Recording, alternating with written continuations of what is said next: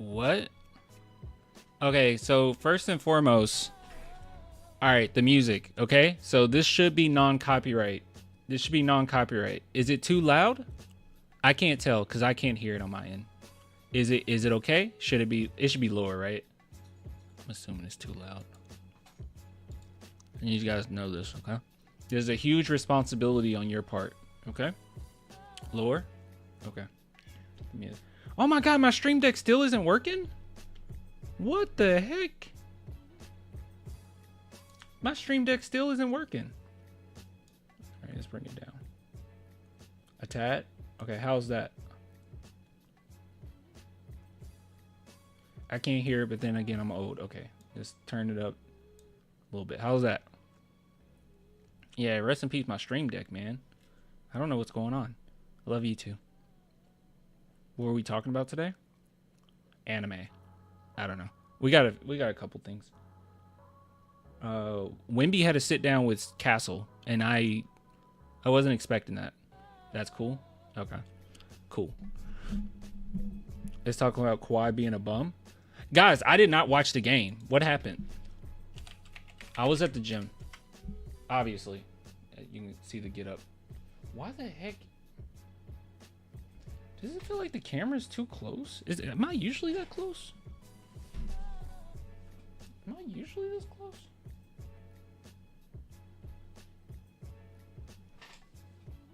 Something seems off.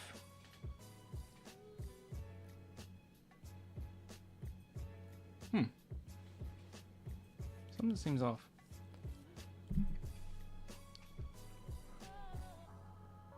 Kawhi playing good right now. Oh, the game's on right now. Oh, the game is on right now. Okay. I thought I missed it. All right. Well, let's live stream and then I'll catch the fourth quarter. Okay. I'll catch the fourth quarter. Spurs got to offer a Godfather offer for Brunson. Okay. All right. Let's start with this.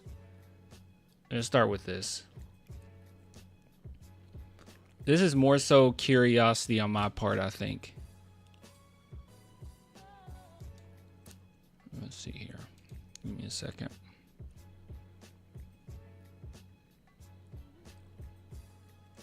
By the way, guys. Oh, wait. Stream Deck isn't working. That's why I didn't. I'll be going to see Akeem Ali pretty soon. I'm very excited about this. If you guys have not heard him, please, for the love of God, go listen to Akeem Ali. For the love of God, please, for the love of God, go listen to Akeem Ali. Just look him up on YouTube or Spotify. When people say that modern hip hop sucks, they're just not looking deep enough, okay? Because modern hip hop sucks mainstream wise. I will argue to my deathbed that the 90s, early 2000s mainstream rap was better. But nowadays you have so many like independent artists, you have so many people that can get their streams out there. There's way more talent being displayed today than previously. Like rap is way better now than it's ever been. It's just that the mainstream has kind of sucked. But luckily enough, we have Kendrick and we have Tyler the Creator. Eminem's last album that came out, I'm glad it was successful, but it was really like wonky too. You know what I mean? Like it was a lot of like old man yelling at the clouds. And you guys know I'm the biggest Eminem fan. But it was a lot of old man yell at clouds, right? But, you know, he still has some crazy verses in there where it's like, whoa, you're still like the best ever. No, Eminem is not washed. He's not washed. Like you listen to Fuel, that's ridiculous. Like he's ridiculous. Like even at his worst, he's incredible. Like it's just for his standards. It was a lot of old man yell at, you know, kids about pronouns. It's like, what are you doing? Especially when he has a non-binary kid himself. It's like, what are you doing, bro? What are you talking about? You know about this stuff. Stop BSing. Anyways, besides the point. But I just want you to know Akeem Ali, go listen to him. Somebody said Kimi Casanova. Okay, you know ball, all right? You know ball. Listen to him, please. If you like hip hop, you're gonna love Akeem Ali. I don't even know. Hold on. If I just type in Akeem Ali, is there anything I can play that probably won't be copyrighted? What is this? Hold on. This might not be copyrighted. Let me turn my music off for a second. Wait, is my music on? Yeah, it's on. Okay, give me a second. What is this? You're Martian. Wait a minute. Okay, this is acapella. Like potato salad, all the shit that I'm relishing keep me on top of it, like I'm paprika sprinkles. How I don't want to speak or mingle, but a bitch with her shit together really turn a boy on and be making my pee-pee tingle. And she know I'm blazing, she gonna have to fan a nigga. I went out of this planet with it. When they asked who could do it, I said, I'm Dominican. Now they think I'm a Spanish nigga. I'm the grooviest dude who exuding the cool, so they mimic and copy my mannerisms, but to get it is wicked and trying to kick shit high, kicking may give you an aneurysm. Watch back, let me cut up, cause I'm about to act up a donkey donk. Baby, give me that monkey monk. Really, I wanted your friend, but I'm hoping you give me some cat if your homie don't. Tell the bitch that I'm pressure, and every bitch that I touch, she a diamond when I finish with her. Don't take me no effort, she Route 21 when we meet, she designed it when I finish with her. These niggas ain't seeing this caliber cool that I'm on, and ain't nobody proving me wrong. The rap game is full of some lanes that I'm showing my ass and flexing my nudity on.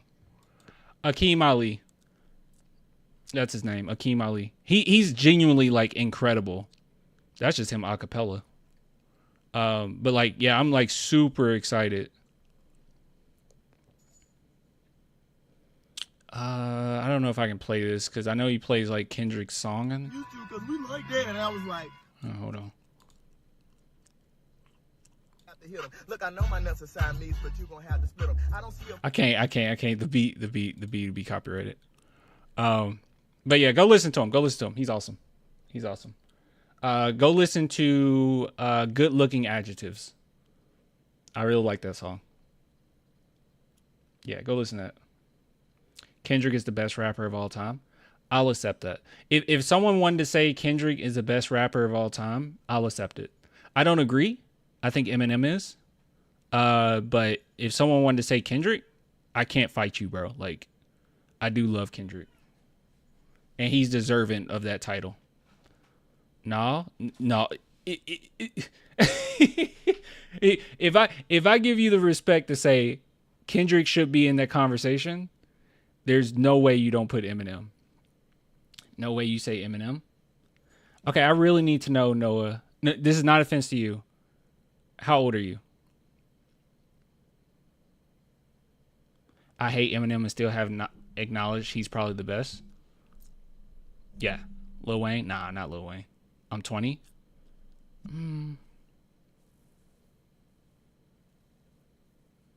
Yeah, dang. That means you were born near the end of the Eminem era. Eminem completely... God, I feel like an old head now. Eminem, and I was a little kid. Like, I was in elementary school. But Eminem literally took over 99 to 2002. Like, it wasn't even close. Like, he was out of this world. I was born with Eminem. Yeah, you were born with Eminem. But, like, by the time you were listening to Eminem, he was in his, like, relapse... Well, I don't even know if you were in... He wasn't even in the relapse era. Yeah, you would have been too... Yeah. Yeah, by the time you got on Eminem, he was out of recovery. Where was he? Marshall Mathers LP 2 is probably when you started listening. Yeah, Eminem's prime is ridiculous, bro. I'm 14. I love Eminem. Yeah, I don't want to just say it's just an age thing, but Stan was insane. Like his music at the time was crazy great.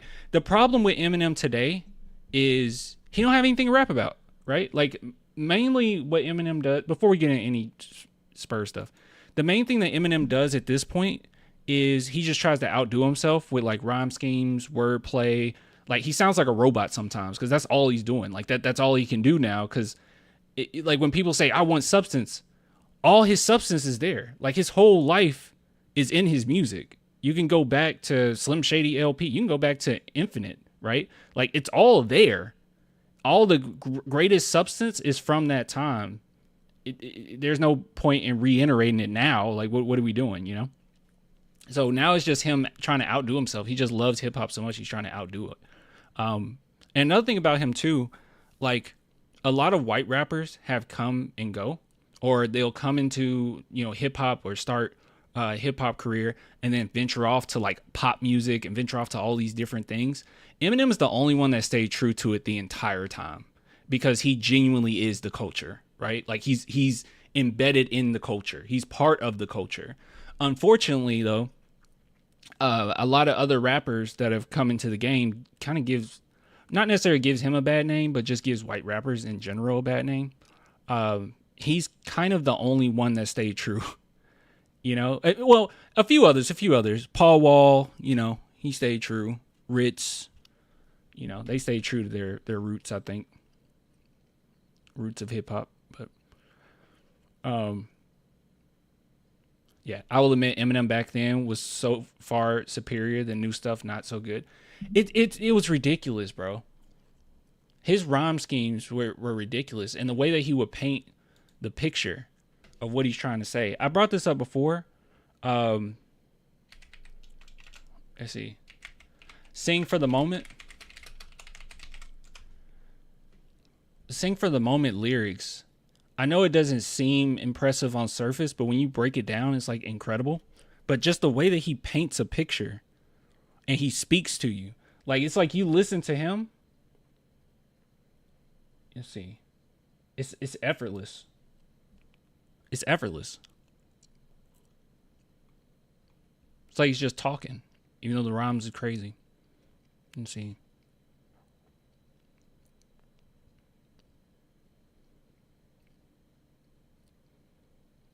Yeah, when he was talking about the kids that looked up to him, this is just an era right here, bro. Got nothing to prove? Yeah, kind of. Juicy J is the best. Come on now.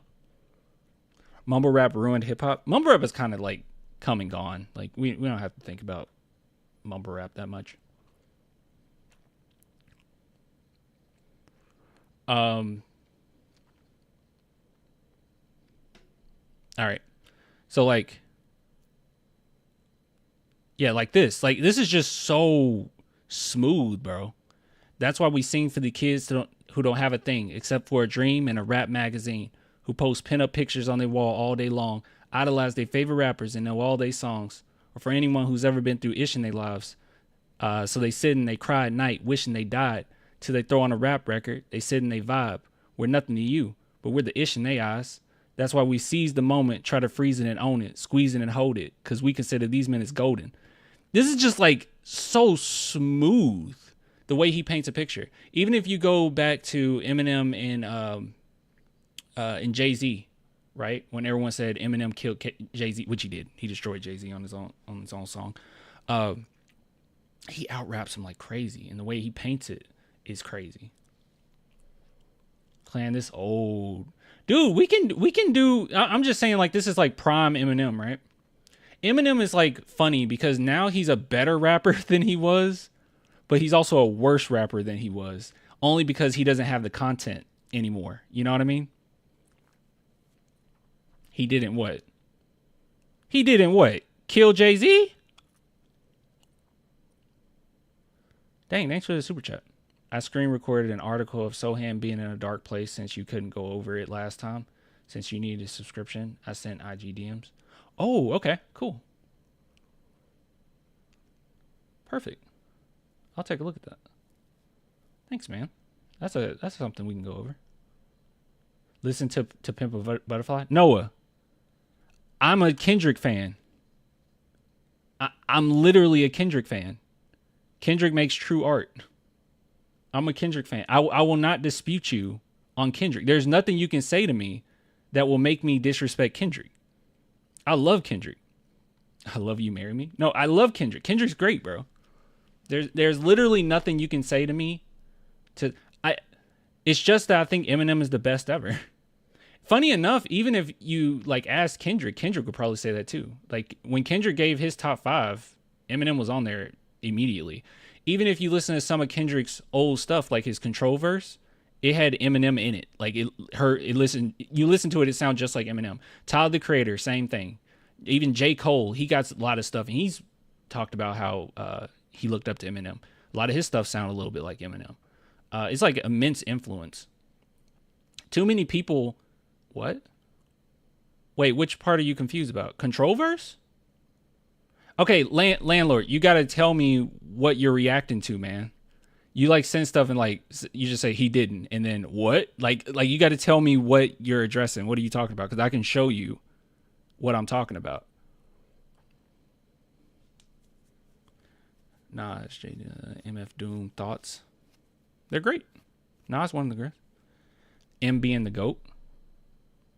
What? You're saying what to Eminem being the greatest ever? I don't think that that's a crazy take at all, man. I think you're a little out of touch on that. Control was so good. Control was ridiculous. But listen to the end of Control. Funny enough, because I get the vibe. No offense. No, but I think you really need to look into Eminem a little bit better. Because I get the vibe that you don't know a lot about Eminem. Like, that's what I'm getting. Because even Kendrick, like, when they made that song, what was it called? Because Eminem and Kendrick, they collabed before. And they made a song. Eminem actually had him come to the studio, and Kendrick was getting ready to bring a bunch of people in. And Eminem was like, no, I want you alone. Because he knew how good Kendrick was, but he was like, do you have ghostwriters? Because this is some really good stuff. And he ended up coming in alone. And then he was like, oh, yeah, you are the real deal. And they made a really great song together. But if you listen to Kendrick at the end of the Control verse, dude, this is Eminem. This is some stuff. This is what Eminem does a lot of. Like, it's kind of like a comedy sketch where it becomes more and more insane as it goes on. And that's what Eminem used to do. Like, he just kind of up the ante. And this is even an Eminem flow. You see, what is competition? I'm trying to raise the bar high. Who trying to jump and get it? You better off trying to skydive out of exit window of 5G5s with $5,000 with the granddad as the pilot. He's drunk as F trying to land with a hand full of arthritis and popping prosthetic leg. This is Eminem. This is Eminem. Bumping Pac in the cockpit. So this ish that pops in his head is an option of violence. Someone heard the stewardess said that this is Eminem. This is Eminem. This is what Eminem did. No one did this. This M. Kendrick loves Eminem. He even says it in this verse, actually. Here. I heard the barbershops be in great debates all the time about who's the best MC. Kendrick, Jigga, and Nas. Eminem, Andre 3000. The rest of y'all, new folk don't get involved. Like, he's saying Andre, M, Jigga, Nas. He's like, these are some of the greatest. That's what he's saying.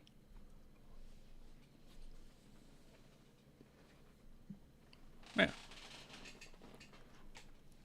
That don't sound like Noah. I don't think you know Eminem.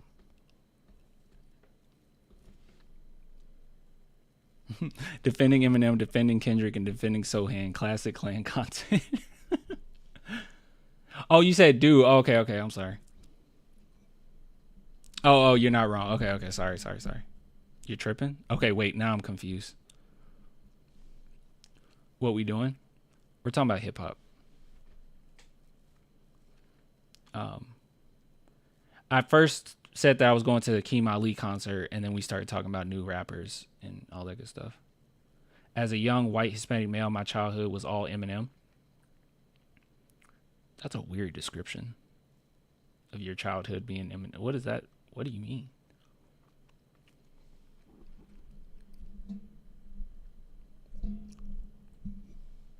ChatGPT said Biggie, Tupac, Jay-Z, Eminem, and Kendrick are the greatest. There's nothing. It's like this, okay? It's like this. What is it that Eminem's lacking that wouldn't put him in the greatest of all time or a top 3 list? Like, there's nothing he's missed. Album sales, I personally don't care too much about that, but he has the most of them. Wordplay, testimonials from people that's been around him, rappers that he's inspired, rappers that he brought to the front brought to the stage, right? We wouldn't have 50 Cent if it wasn't for Eminem. I mean, I just don't know content in his music. Like, there's nothing he's really lacking, right? He can do everything as a rapper. Any technical skill, he has it. The only thing I would say that, like, he has everything. He has everything that every other great rapper has. Jay-Z has it. Nas had, especially Jay-Z in the 90s. I think people sleep on Jay-Z in the 90s, like for real.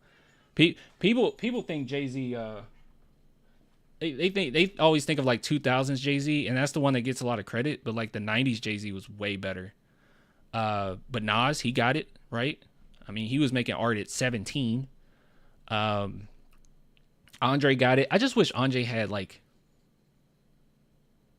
solo albums.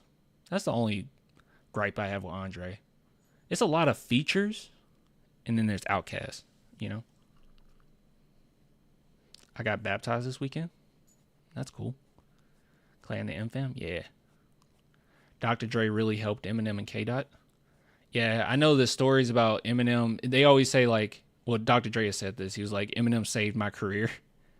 But then Eminem's like, yeah, Dr. Dre saved me. That's a really cool dynamic they have. Yeah, it is a masterpiece. That is true. But yeah, all I'm trying to say is you can say that you think Kendrick's the best ever. You can say that you think Andre's the best ever, right? Like you can say Tupac's the best ever. Like that's cool. That's fine. Like it's fine to say that.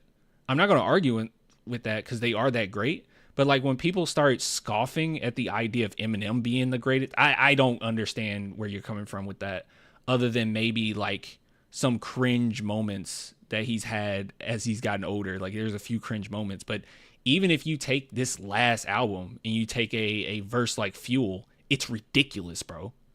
And if you listen to that and you just like, yeah, it's not that good. I don't know how much you actually love hip hop, because not many rappers can do that type of verse, you know?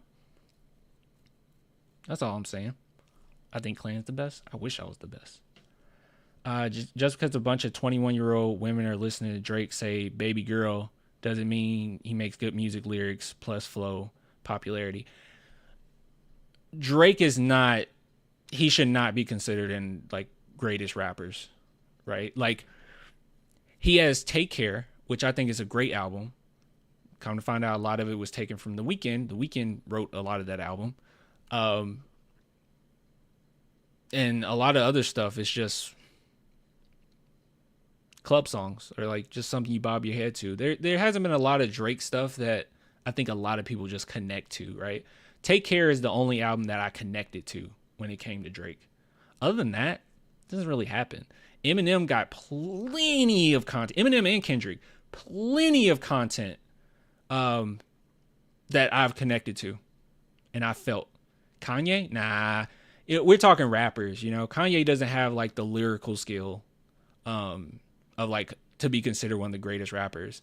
He does have one of the greatest albums, like a few of like some of the best albums that you can listen to, because they're just genuinely really great back in the day. But yeah, he's also aged like milk. He's aged like milk. But Kanye, yeah, no. Prime Kanye over prime Drake. Oh, easily. I would say Kanye at least, like, the reason why I wouldn't put Kanye in that, let's just act like Kanye didn't become what he became, right? Like, and, you know, we just have, you know, early Kanye. The only reason I wouldn't put him in the top greatest ever is lyrical skill. Like, that's literally it. Because I do think that he had a huge impact on the rap industry as far as backpack rap. I don't think it was as big. You know, you had like rappers like Common or whatever, but Kanye made it cool. And then we got people like Childish Gambino, you know? So I respect that part of Kanye influence for sure. But I don't know. The rapper, he's not there. Spurs picking up Giannis and people sleep on Big L. Heck yeah. Dude, you remember... Okay, I'm geeking out a little bit. I think another reason why I'm so... Which I don't have to be. I mean, he's literally... I mean, what else can he do? You know, if people don't like him, they don't like him. But I think another reason why I'm so defensive of Eminem is because the amount of respect he gives to the OGs. It's kind of ridiculous how much respect he gives to the OGs. Like this song oops, I didn't mean to do that. This song in particular, right? Yeah. in which he had some rap legends on this song. He had Black Thought on there, right? And I thought, oh my God, when I first saw the list, I was like, oh my God, he got Black Thought. Oh my God, he's going to try to out-rap Black Thought. And he didn't. He came in. He killed it. Don't get me wrong. Like, he always kills his verses. But he ended it by just giving as much respect to the OGs as humanly possible. And no other rapper does this. Not to this extent. Listen to how many rappers he shouted out. Now here's the LL, Big L, and Dale, K Solo, Tretch, and G Rap, DJ Polo, Tony D, ODB, Mo D, Run DMC, EDOG, and EPMD, DOC, Ice T, Evil D, King T. It's like, who are some of these people? UTFO, and Schoolie D, PE, and BDP, YZ, Chi Ali, Rakim, and Eric B. They were like my therapy. From BIG and Paris, three times dope, and some will never see. And PRT, NWA, and Eazy-E, and DRE was like my GPS. Without him, I didn't know where I'd be. Like, come on, bro. What other rapper does this? But yet people will say like, oh, you're just a visitor in the house of hip hop. Shut up. What else can you do, man? He knows his stuff. He's a student of the game. Not many people are students of the game like this. You know? So yeah, I think that's why I get defensive with M too, and which I don't have to. The discography speaks for itself, right? His run from Slim Shady LP, Marshall Mathers LP, Eminem Show, that run was ridiculous. All those albums are great. Marshall Mathers LP is a masterpiece. Slim Shady LP is a masterpiece. Eminem Show, masterpiece. Encore sucks, but even Encore got a few good verses in there. We talking M? Yeah. I'll give my life for K. Dot. Dang. Kendrick is great. I think Mr. Morale, I hate that Mr. Morale was like overlooked because that might be his best album. Father Time, that song is incredible, bro. It makes me tear up every time. Father Time makes me tear up. Beautiful by Eminem makes me tear up. Not too many artists, like music usually doesn't hit me like that. Those are the two artists that have songs that actually make me tear up. It doesn't happen. Yeah. Without K-Dot, I don't know where I'd be. He loves Kendrick, bro. Yeah, he loves Kendrick.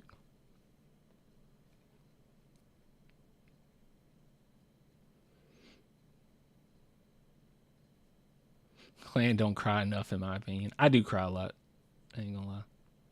I didn't like Mr. Morale when I was younger, grew up and realized it was immaturity. Yet Mr. Morale is, yeah, it's a beautiful album. Yeah, it's genuinely a beautiful album. But yeah, I'm just saying, guys, we got to give respect to, you know, the OGs. I'm not saying that Kendrick wouldn't be who he is. Well, actually, I kind of am saying that, right? I mean, that's just how that works. But having an Eminem help create and cultivate these other rappers, right? Like Dr. Dre, you said, somebody mentioned Dr. Dre helped K-Dot. Well, Dr. Dre was in the position to help K-Dot because Eminem saved his career in the 90s, right? So like, and then K-Dot listened to a lot of M. And he listened to a lot of other rappers too, obviously. So did Eminem. But, you know, he had a lot of Eminem influence, right? And it's the same thing with any other great rapper. They had influence from somewhere. So you got to give credit where it's due. And that goes for, you know, J. Cole mentioned Eminem. Kendrick's mentioned Eminem. Yeah. Another thing funny too, because Kendrick has the whole package. Him and M have the whole package, right? Like we're talking diss record. By the way, I will say this. The one thing I'll give Kendrick over M is his disses. I mean, Eminem was the master. Don't get me wrong. The Warning is crazy. Okay. Like Eminem is the master of diss tracks. He grew up a battle rapper, right? Like he is the master of diss tracks, but that run to dissect Drake, I've never seen anything like. I don't think anybody has ever seen anything like that, right? Like I would say with my whole chest, I think it's better than Eminem's diss tracks. Like it's that great. His diss are crazy. Respect for seeing that. Yeah. Yeah. So I would say Kendrick's diss tracks to Drake specifically was the greatest run of diss tracks I've ever seen in my entire life. That was incredible. But yeah, no one wanted to cross Eminem too. Like it's so funny because people will like bring up, or they used to do this. I think people let go of it a little bit. They were like, why didn't he actually diss a rapper worth dissing or something? And it's like, what are you talking about? Rappers didn't want to go to Eminem. They didn't want to go with him.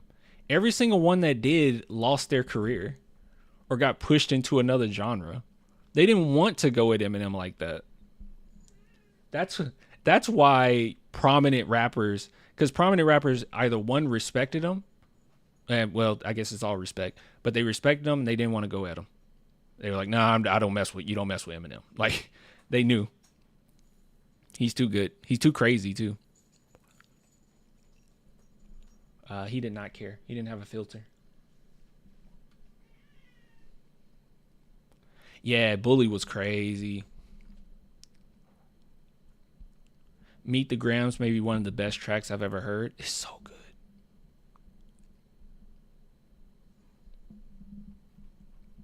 So good, bro.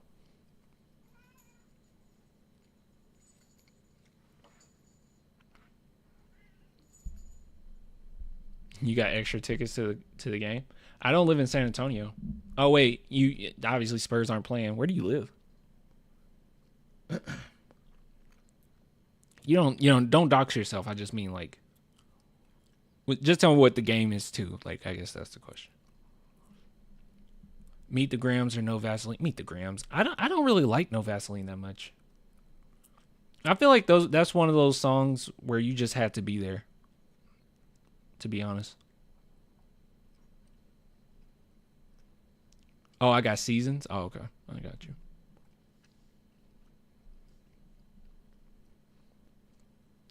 No Vaseline is good for its time. Yeah, I think that's what it is. No Vaseline got to be the best diss in my opinion, but that's just me. Well, I think it's really cool how he winded everybody on that song. I think that's what made it so cool. Where are you from, Clan? I thought you were from San Antonio. I'm originally from Memphis. I'm originally from Tennessee. I got 2 tickets, though. You trying to pull up outside? I don't know. I mean, I don't know when the next time I'll be in Texas.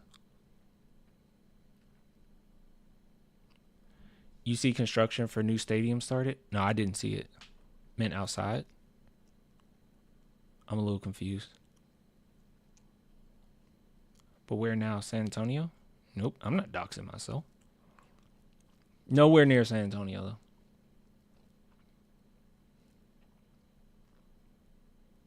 By Tower of America.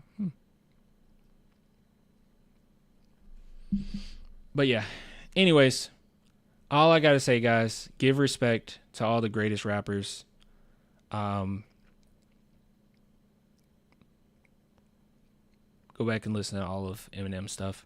I feel like meme culture, internet culture has kind of like tarnished his image just a little bit. I mean, I guess he didn't need a lot of help with that. He was crazy back in the day. You could easily take some of his old stuff and be like, oh my God.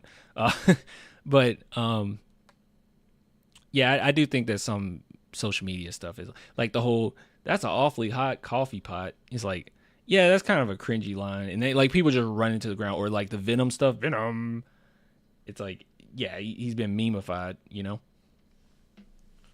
But that's an Eminem that's like literally, well, the awfully hot coffee pot, I don't think that's a bored Eminem. But like Venom and stuff like that, that's just like him trying his best to just like, ooh, let me rhyme this with this and make this rhyme with this and this rhyme with this. And sometimes it can jeopardize songs, even though I kind of like Venom. I'm not going to lie to you. It grew on me after like the second, third listen.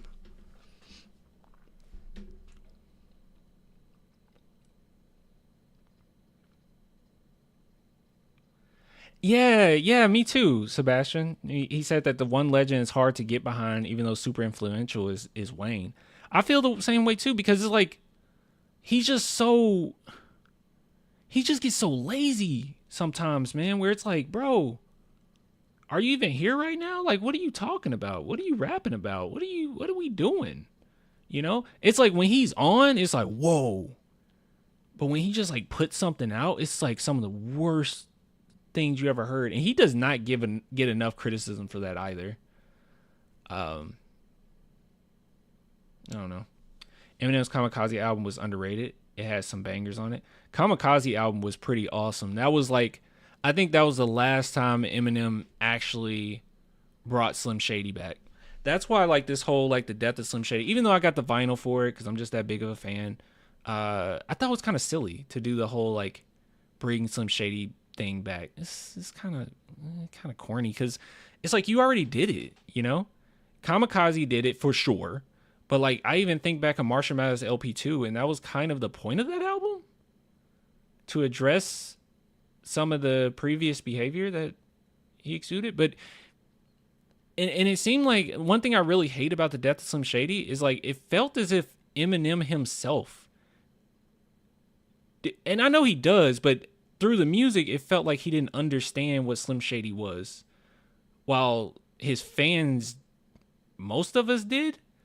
Like, it seemed like he addressed Slim Shady as, like, this like, edgelord or whatever. Not edgelord. What am I trying to say? Wait, is that what I'm trying to say? Is it an edgelord? Is that the word I'm trying to use? It's edgelord, right? No, it's not edgelord, is it?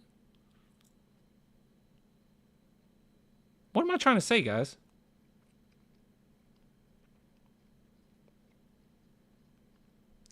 Chat, what am I trying to say? Yeah, we're gonna watch the Wemby and Castle sit down in a minute. It's not edgelord. What am I? Why is my brain doing this right now?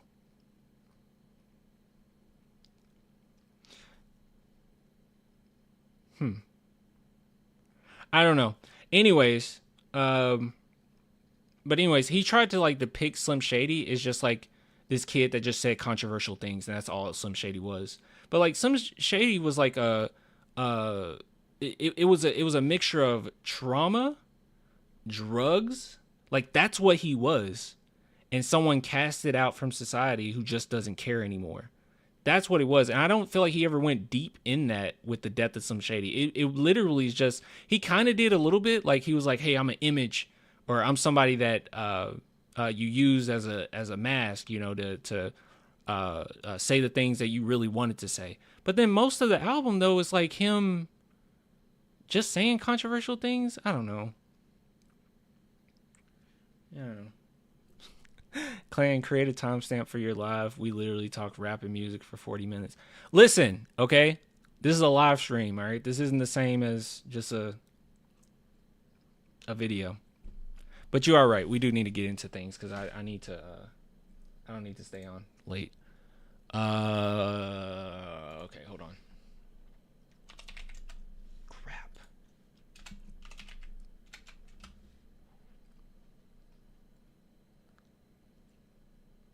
Oh, the Clippers are. Oh yeah, this is a must-win for the Clippers. Oh, we're getting to Game 7, aren't we? When would the Game 7 be? I hope we get a Game 7. I love Game 7s. I thought I missed everything. No, I've been talking about this the whole time. Won't the real Slim Shady please stand up? Out of control. One more time. I'm Slim Shady. Yes, I'm the real Shady. All you other Slim Shadys are just imitating. So won't the real Slim Shady please stand up? It's crazy. You think back at early 2000s, and culture was boy bands, like pop rock, Eminem, like literally Eminem's like in his own category, skateboarding. I feel like that's peak wrestling too. Wrestling was at his peak. Culture early 2000s was pretty cool. Not gonna lie.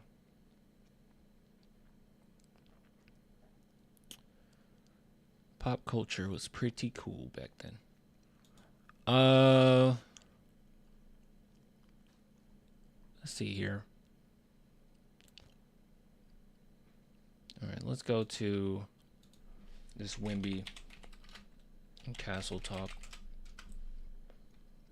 Clan, you a Star Wars fan? If so, you see the releases for Revenge of the Sith? I'm a Star Wars. Well, I consider myself a Star Wars fan. I do like Star Wars. I don't like the new stuff. That new trilogy was kind of awful. I tried to get into some of the shows, but they're just not that good, man. At all. They're kind of horrible, to be real. I haven't watched Andor, though. I will say that. I've only seen one episode of Andor. So, you saw Sinners? Sinners was so good, bro. Yeah, Sinners is so good. I talked about it right after I saw it. I need to see it again, though. Just seeing Sinners and Thunderbolt back to back. Pretty fun, to be honest. All right, I need to watch Thunderbolts. I was thinking this weekend to take myself out to see Thunderbolts. I was either going to do that or go to this theater that's playing Princess of Monarchy? Monarchy? I've never seen it before, so. Clan Andor is great. Okay, I'll give it a shot. 10 out of 10. Yeah, I gave on Letterboxd I gave Sinners a 4.5 stars. It's pretty great. It has the two things that you need in a horror flick. Characters you care about. This is what makes it above other horror flicks. Characters you care about and a deeper meaning, right? That's what makes Babadook good. That's what makes, Hereditary good. That's what makes Get Out good. You know, you need those things, and it has it. It has it.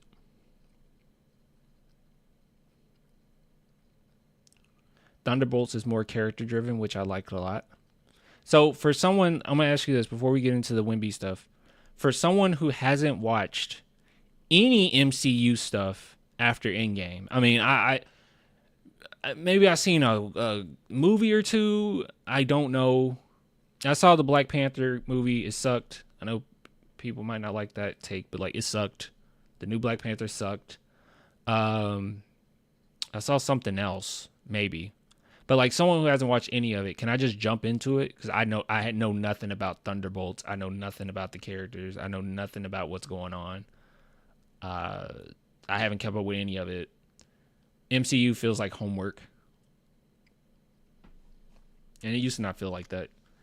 You used to just go see like a movie or two a year and you're good. But now it's like, I got to keep up with all of the freaking, I don't know. I saw Revenge of the Sith when it came out in 2007 in theaters. Any added deleted scenes?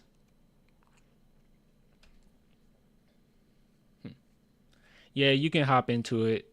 They give a good explanation of these characters. Okay. All right. It's just so hard to get invested when I know it's part of a bigger world. So, like, are they part of the MCU? Are they going to be there, like, all the way throughout?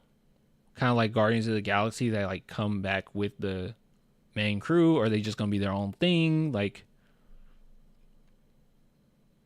if it's too much of a spoiler, don't worry about it. But I do want to know that before going into it, so I can prepare myself. You know what really... Okay, gosh, I got to get into this Wemby stuff. I do want to say this, though. Disney ruined Spider-Man.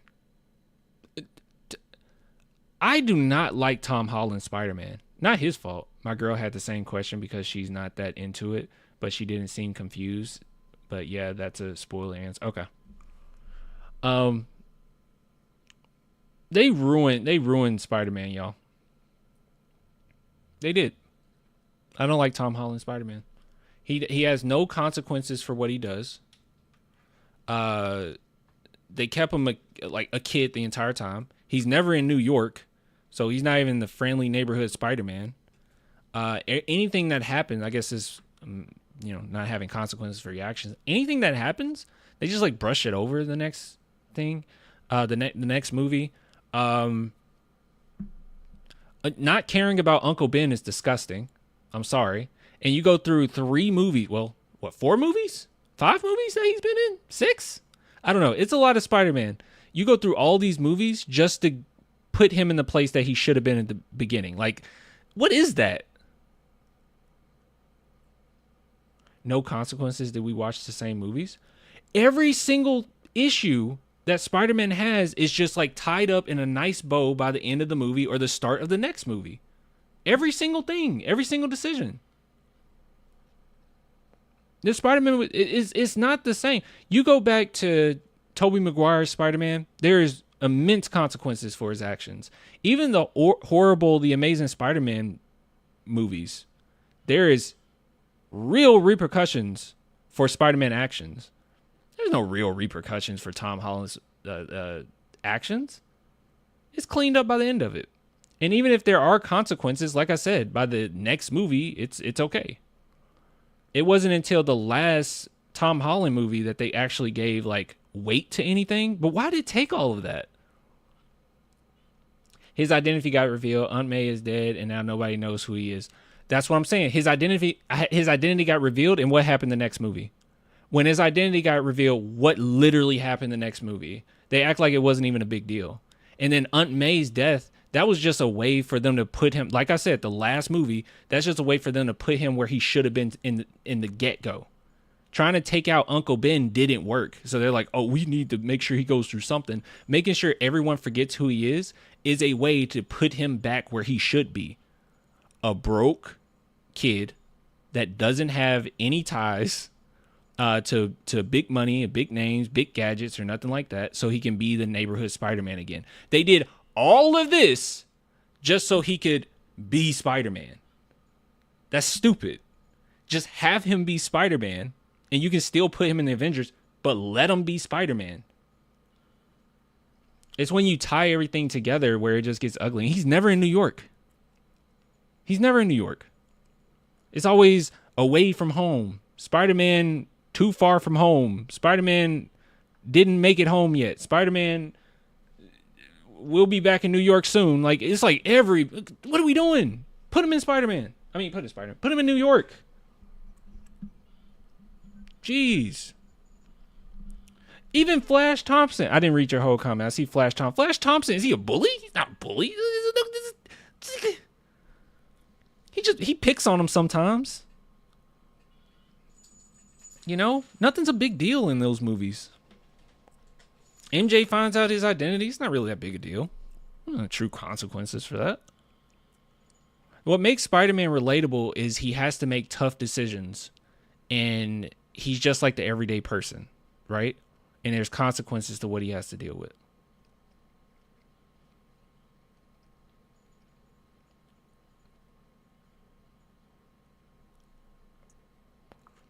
I like Holland as Spider-Man, but the side characters are missing and can't really be set up to be the characters they are supposed to be in the future. Example, Flash Thompson. Yeah, it's just stupid, bro. I hate they did it this way.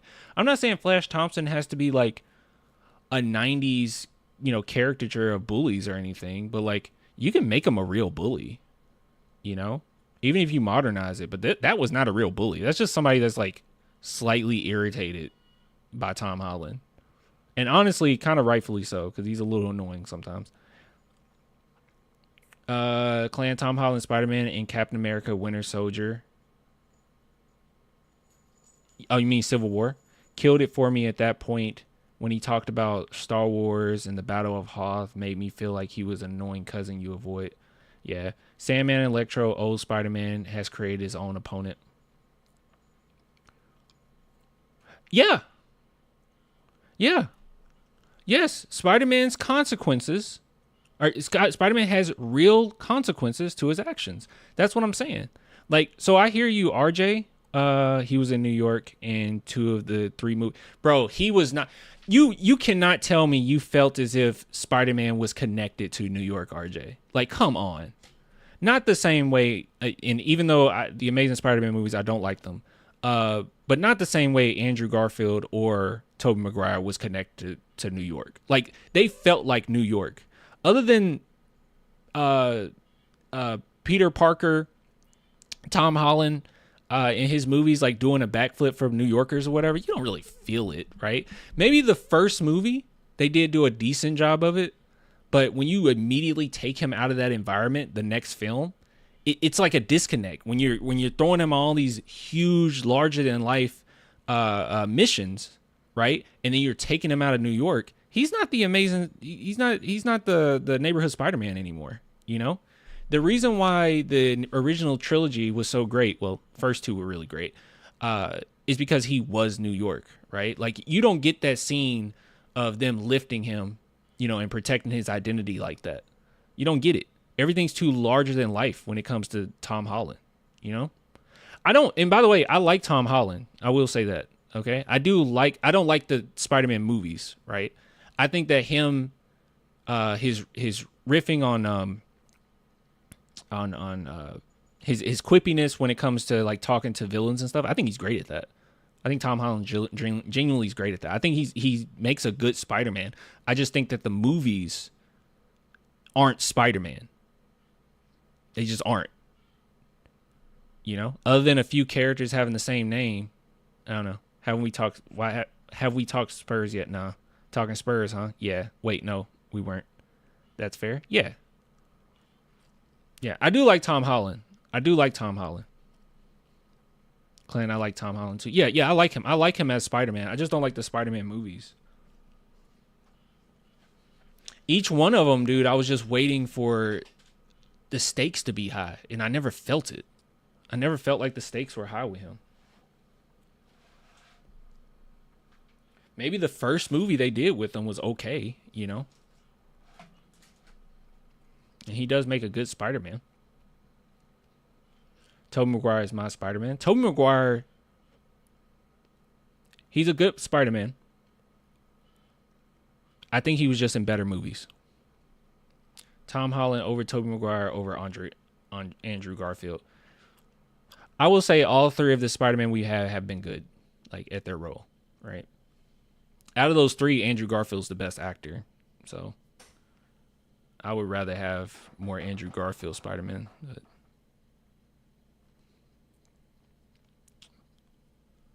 what the heck? What, without me saying like he was just in better movies?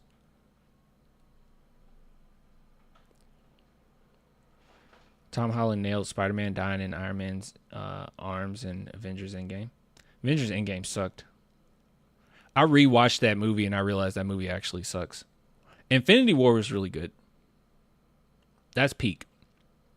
Endgame was dumb. But that was a good scene. Too much Avenger, too little New Yorker.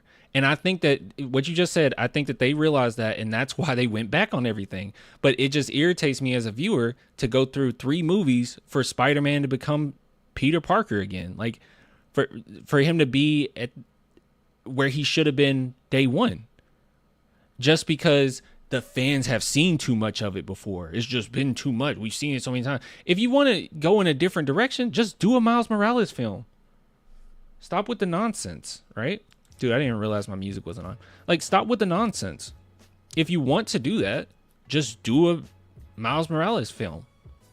If you want to go away from Peter Parker, do different iterations of Spider-Man. But, like, don't do Peter Parker and then say, well, you know, no one wants to hear about Uncle Ben anymore. Shut up. Uncle Ben is important, very important. He didn't even mention him. He didn't even really bring him up. It seems like it's more of Aunt May's loss than Spider-Man. What is that? Stupid. I need a live action Miles. Like, I need oxygen. Dude, that would be great. Coming here to give Clan his flowers. Always look out for his videos to get updates on San Antonio Spurs. Keep up the good work. Thanks, man. Donovan Mitchell is Spider-Man. He is Spider-Man. My chats ain't coming up and my block is literally right here. One thing I'll say about the Holland trilogy is that I hate how there was never any payoff for Scorpion post-credit scene. Dude, there's like no payoff to anything, bro.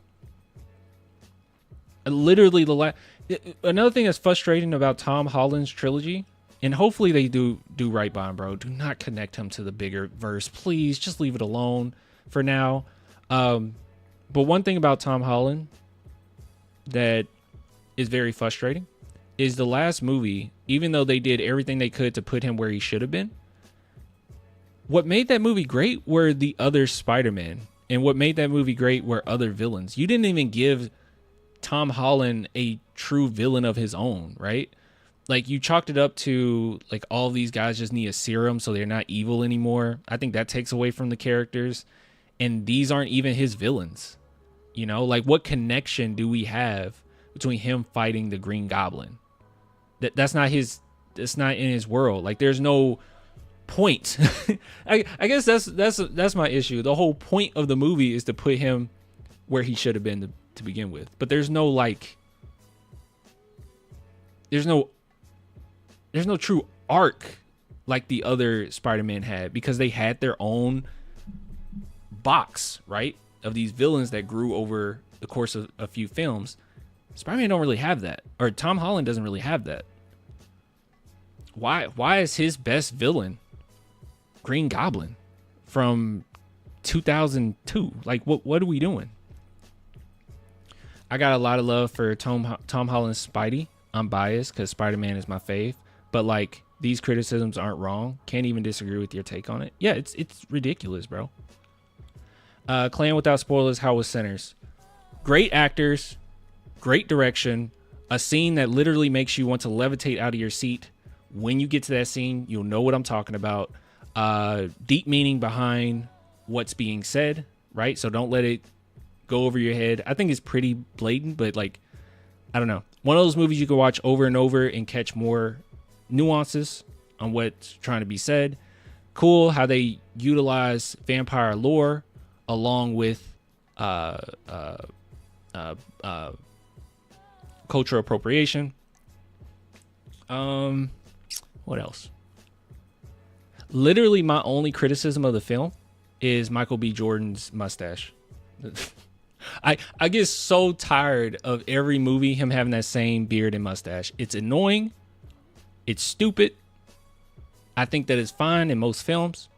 For me, it took me out of it a little bit, but when he starts acting, I'm cool. And the reason why it took me out is because no one looked like that in the 50s or 30s.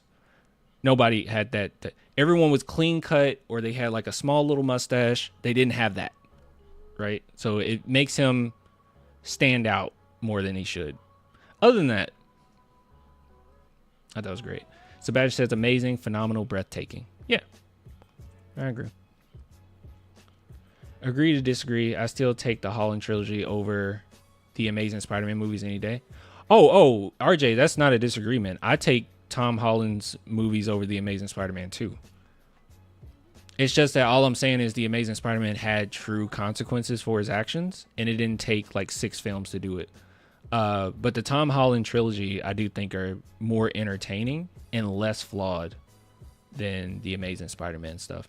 Amazing Spider-Man did have, it had a pretty terrible, I'm not going to lie to you, it did have a pretty terrible introduction to villains in that second movie. That was really bad. But I don't know. I do think Andrew Garfield's a better actor than Tom Holland. I don't think that can really be disputed, to be real with you. He brought a lot of needed emotion. The problem with the Amazing Spider-Man 2, not only studio interference, but the director who directed it, he mainly did like romance films before that, before doing the Amazing Spider-Man. And that's kind of what shined in those movies, right? Like, I will say with my whole chest, the romance between Andrew Garfield and Emma Stone surpasses any romance in the other Spider-Man film. Like, I thought that their connection felt I mean, I guess it ended up being for real, right? But I thought it felt real. I thought it was genuine. I thought that it was sweet. And that's what made the second movie that much more devastating. You know, so it was a good build up in that regard. But other than that, yeah, Tom Holland stuff is better. Clan Without Spoilers, how was Cindy? It's incredible, and you should watch it. I don't know how to explain that without spoilers. There's a huge. I'm a big sucker for twists. It's an insane twist in that movie. Insane twist. But it's great. It's tragic. Very tragic. Hard to watch at times. Yeah, going from 500 Days of Summer to The Amazing Spider-Man is actually weird. Yeah. Yeah, he like, the things that make him great as being a romance director was there, like easily. Like he was able to direct that to a T. These two felt like they loved each other. Felt like a true, real, like push and pull. Should we be in a relationship? Should we not? Should we be in a relationship? Should we not? And I thought that was the best parts of those movies. But that probably shouldn't be the best part of Spider-Man films. Like, it's important. Probably shouldn't be the best parts of it. So, yeah, The Amazing Spider-Man, it's not a great 2 movies. The first one's better than the second one. The second one is really sloppy. But, yeah. Yeah, I would take Tom Holland over that too. And then I would take Spider-Verse over all of them. So there's that.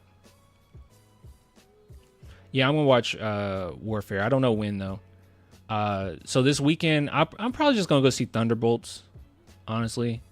Going to see Princess Mononoke will be cool, but like I have to drive like an hour.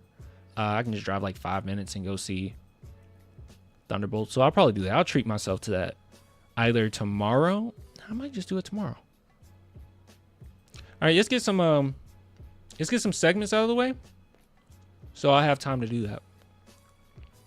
All right, guys. All right, we've been live for an hour, and it's been an hour of talking about Eminem and movies.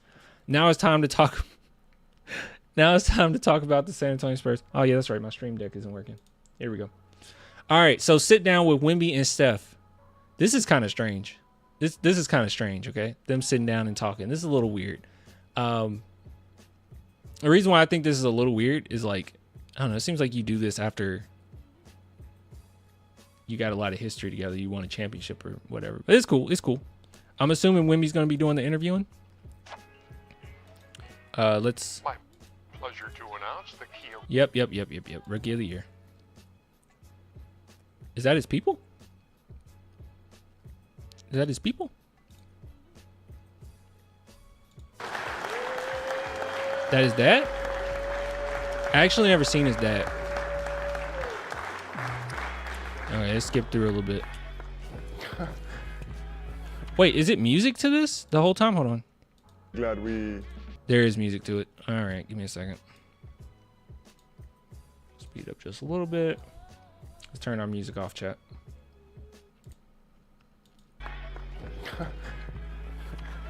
Come on. Yo, we rolling? We're rolling. All right. Rolling. I'm going to see Akeem Ali soon. Steph, Rookie of the Year, congrats. Appreciate it. Before we even start, I want to say I'm really proud of you. On behalf of all of our teammates, you've been incredible all season long. I've noticed that even in the preseason before we even start, that you were going to be special. And I'm really glad we, as a team, could put you in that position, you know, and you made the job. And I'm really proud of you and proud of our teammates. Okay, actually, I do need to slow down. Sounds weird.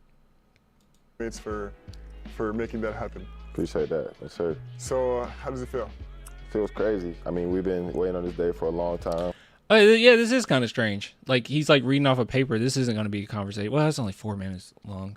This was made by the Spurs. I think that was Wemby, but like the questions, he didn't make those questions. I feel like we all kind of knew, but to hear my name called is definitely a great feeling.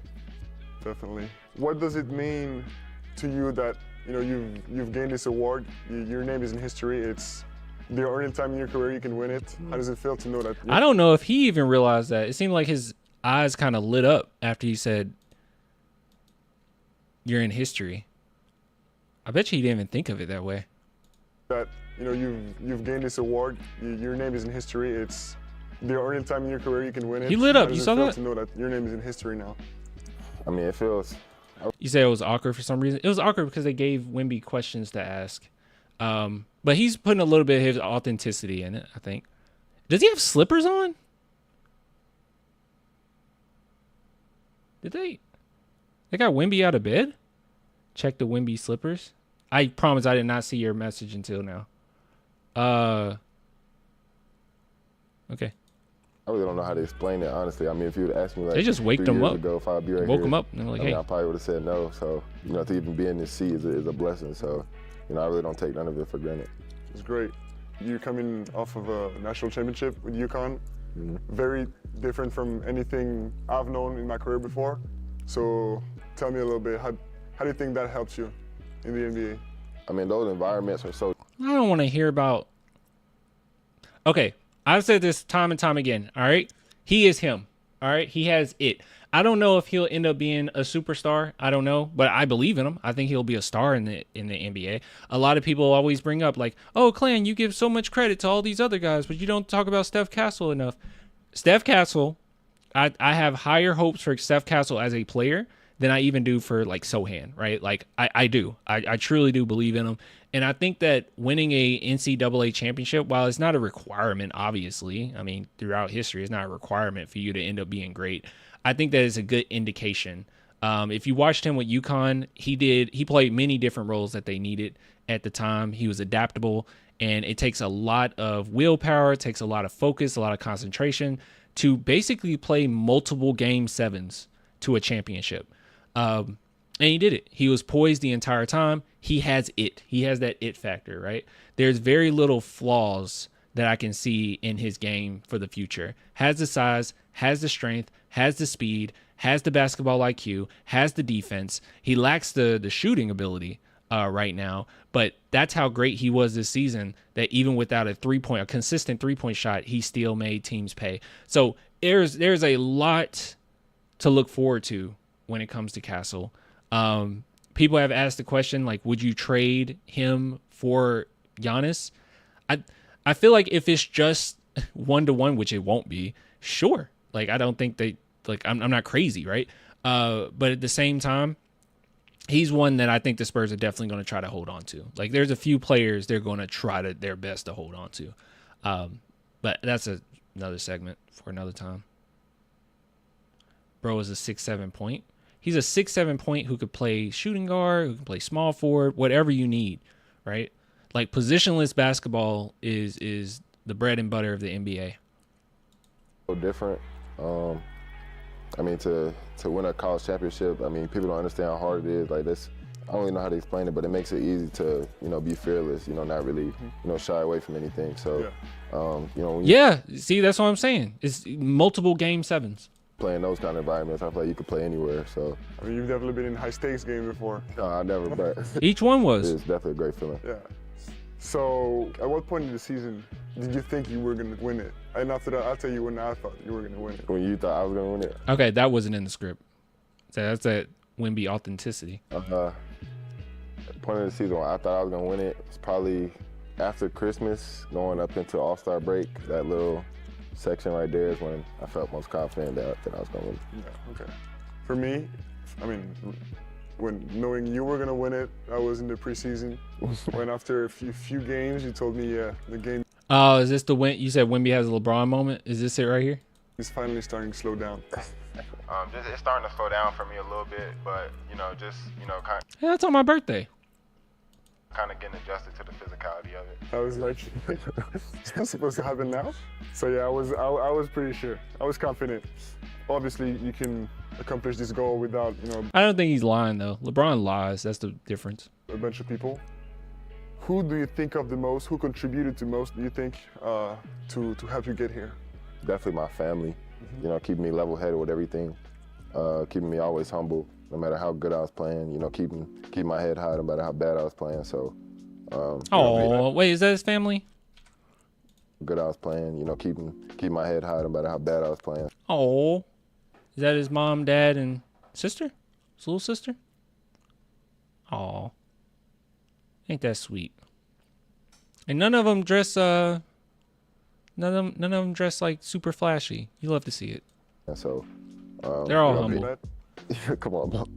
We know we got our games, but I mean, to be able to talk to them about anything and them kind of guide you through, a season like this. We had a crazy season, especially as my first one. So to be able to talk to them about anything, that definitely helped. Yeah, I can tell. I can tell. You're the fourth Spurs to win this award. Us and Tim Duncan and David Robinson. Who the heck is that? Who's that dude?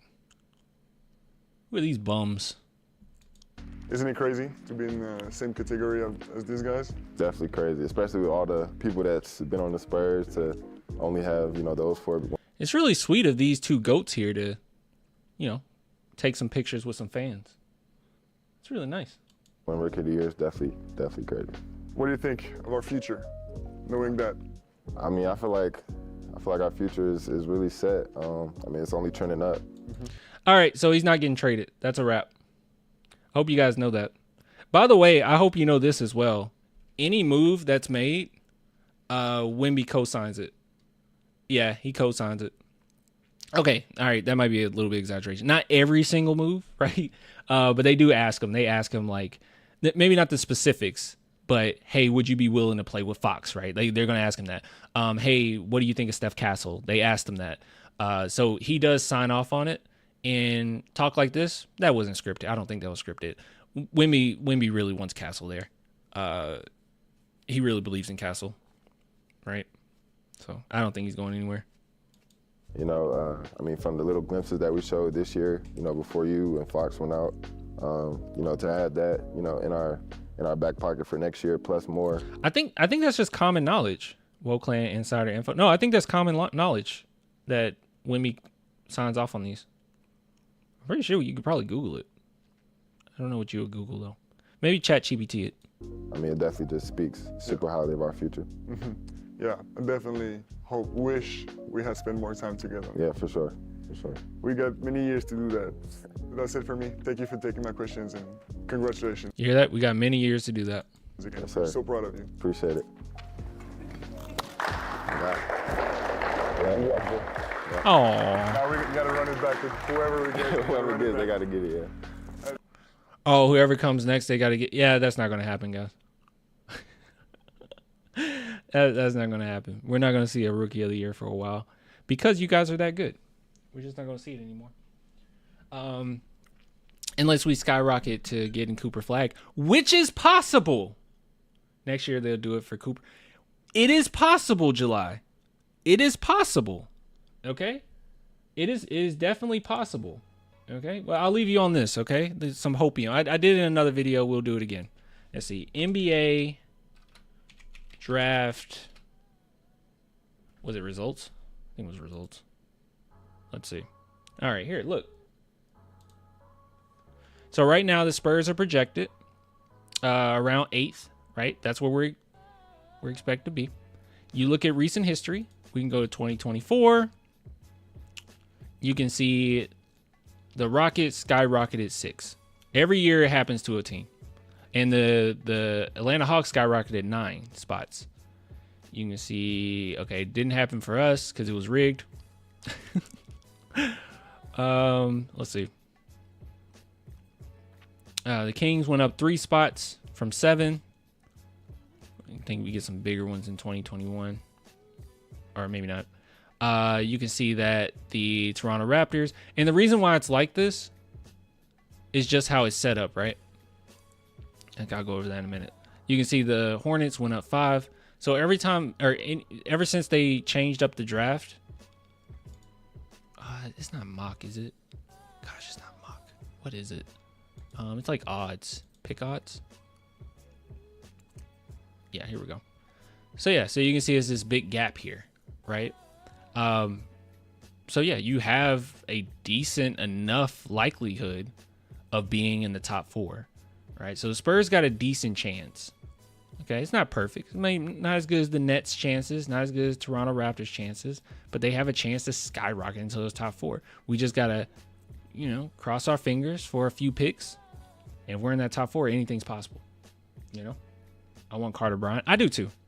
I really like Carter Bryant. We got to go over more players though. We've only went over Carter Bryant so far. Okay, so someone sent me something on Instagram. So let's take a look.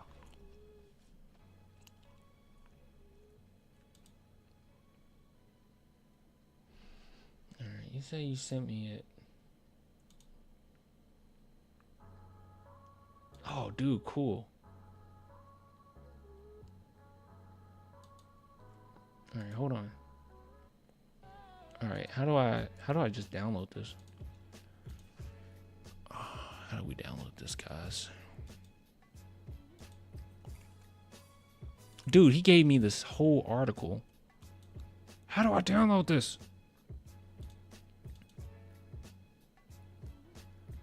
I have no idea how to download this. Oh, wait.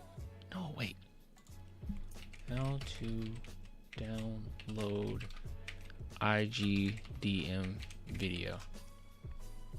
Tap and hold within the DM and select save.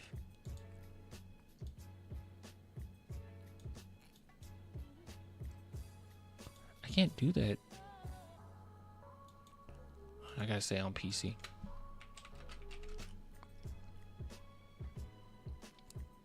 Video downloader. To download a video. Here's how first. Open the video and then you have copy the link. Click on the copy link option and snap download. Okay.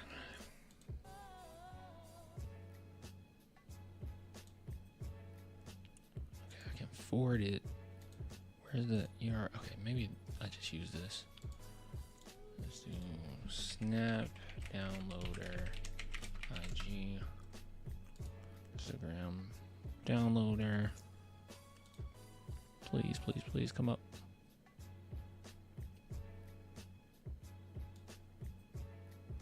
Invalid.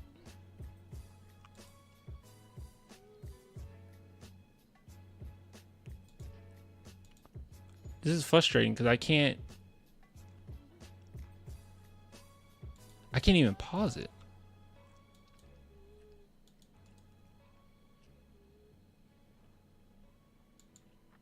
I might be able to email you the video if needed. Give me a second.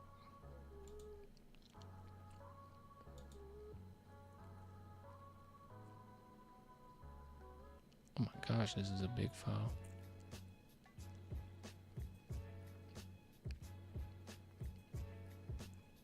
Is this download the whole chat log? I don't want to download the whole chat log. Why is this so complicated?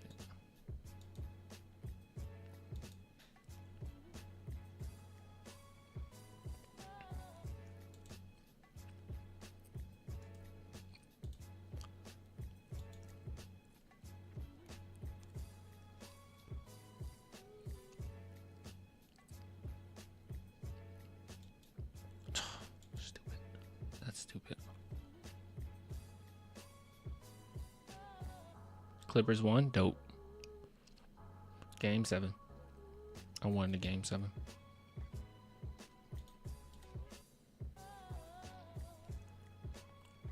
Can I read fast enough?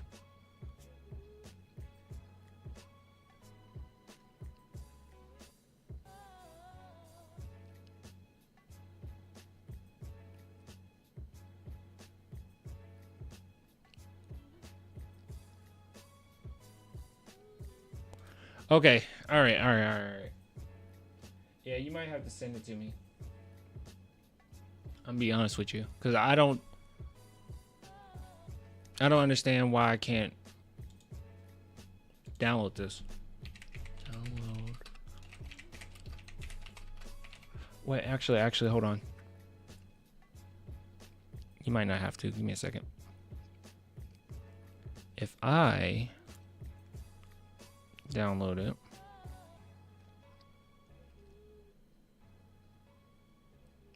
On my phone. That's weird. I don't even see you on my. Oh, here it is. Yeah, see, it's easy to do it on your phone. Video saved. Okay.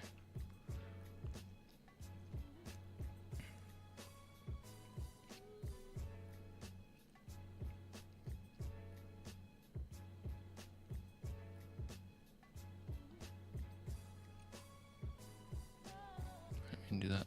Let's see here. Okay. Okay.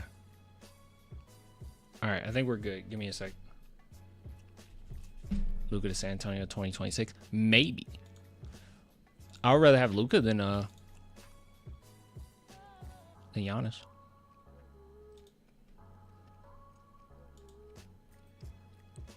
Alright, let's see here. Still hasn't been sent? It's not that big of a file. Come on. It shouldn't be that hard. This is like a small file. I don't get it.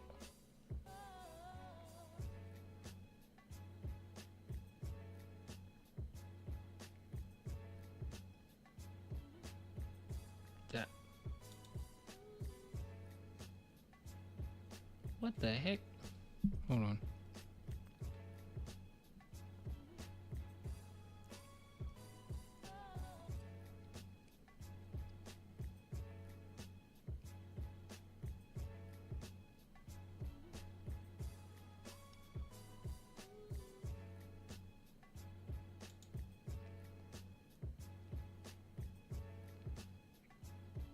I did not send yet. Unsent.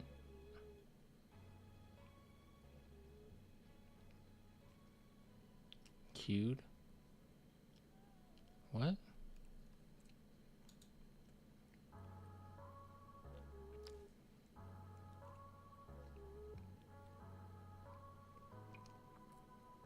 This is dumb.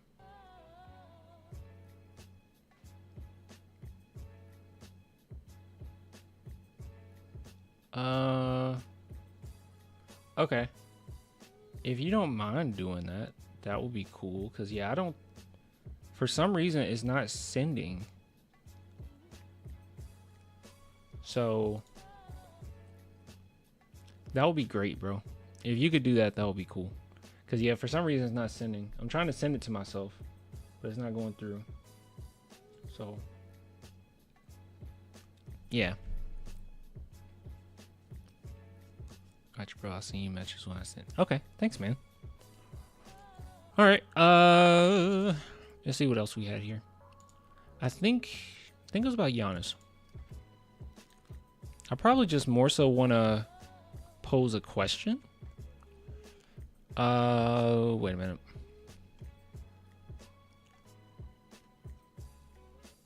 Okay, here we go. All right, so we'll duplicate that. Go back off of this.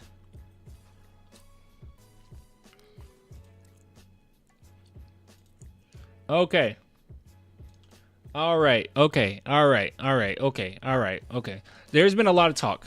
A lot of talk amongst fans, a lot of talk amongst reporters, a lot of talk in general about who could land Giannis, because at this point it's basically inevitable. It's been reported that he's going to meet with his team pretty soon, and most people suspect that he will ask for a trade, and it's kind of inevitable for them to try to get him, try to trade him, right? Because at this point, they don't have a future. I don't think they have any of their own picks until like 2030, 2031 or something like that. Correct me if I'm wrong, but I'm pretty sure that's the case. So they're going to need draft picks. They're going to need young talent. They want, more than likely, they're going to have to rebuild. The Dame injury probably solidified this, right? And I think it's kind of a weird thing where I'm at with this, okay? Because I want to go over a couple things. I mean, one thing is kind of unrelated a little bit. Tyrese Halliburton dad talks about Giannis, so that's interesting. And then the other thing is kind of a report. But it's kind of strange where we're at, right? Because the reason why the Bucks didn't pan out is because nowadays, at least this is my opinion, super teams aren't really a thing, right? Like, what's most important of winning a championship and being consistent in doing so, or constantly being a threat, is actually having depth. It's not just star power. It's not just two players or, three players that just carries the whole load and then you're good to go, right? More than likely, it's good to have a superstar, maybe like a Robin to that superstar, a few other options, but depth is the most important thing. That's why I've been so adamant on, wait, let's not just be so quick to just throw, Vassell out the window, because he can really help with depth in the future if he were to take on like the fourth scoring role or whatnot. Like, there's so many players we have, well, not so many, but we have quite a few players right now that I definitely think has different roles that they do pretty doggone well, right? So I'm not like super quick to just be like, let's just throw it all out the window. And it's kind of a weird thing, because if we were to get Giannis, is that the direction that we would go in? Would it become we're just a super team, right? And like we have a couple players, because you have to give up, I'm assuming, a lot. So you have a couple players that are the superstars, Wemby, Giannis, and then maybe you get to keep Castle. I would assume you keep Castle. And would you be able to have, you know, enough sustainability to end up having a superpower, as the Spurs have said, their front office said they want a superpower, not a super team. So I just don't know. You know, it could be one of those things where, look, you have Giannis, you have Wemby, and you got a bunch of people signing for minimum deals, right? That just want to compete, and you can keep that up for multiple years. As long as you have Wemby, you're good. Maybe that's the case, right? So I just don't know. Yeah, we keep in Castle. Well, yeah, I mean, Wemby wants to keep Castle, obviously. Like, he loves Castle. I just don't know. But I do know that we have a really great GM, and I know that he's not going to just throw everything away just for well, it's not just for Giannis. It's literally one of the best players in the NBA. But throw it all away for a superstar. I don't think that they'll do that, and they haven't really shown the tendency to do so. And even getting Fox, I forgot, I didn't even mention Fox, right? Maybe you still keep Fox. But having someone like Fox, they didn't get rid of that much at all, right? So maybe they can manage to do something similar to Giannis, where you get rid of a couple players, but it's not that bad. I don't know. And the thing about it is, I'm assuming that they won't want our picks, because if we get Giannis, our picks are worth little to nothing, you know? So, like, even if we kept some of our picks, is it that great? I don't think so, right? So I'm just wary of it, you know, and that's just where I'm at right now. I want to know what you guys think about that. So those are my initial thoughts, but let's take a look at this right here. So you guys know that they got into a physical altercation, kind of. Giannis explained it. He said that the dad was like kind of in his face, like, yeah, that's what we effing do, da da da da da. Giannis, being someone who's, you know, his family's quite humble, he was like, yeah, we don't do that. He thought that was disrespectful. So this is Tyrese Halliburton's dad responding to that whole situation. Don't think anybody's thinking this, but, like, don't think that Giannis is like an issue or anything. It's just, you know. Oh crap. Okay, now I can hear it. Well, let me turn it up a little bit. Like, I was looking at him, but I really wasn't. I was looking through him. That's right. How I was in the moment. I know it looked like we were looking, like I was staring him down, you know, but it wasn't like that. It was in the moment, as if I was looking right through him. And yes, I had the banner in my hand going, and I was yelling, yay, yay, yay.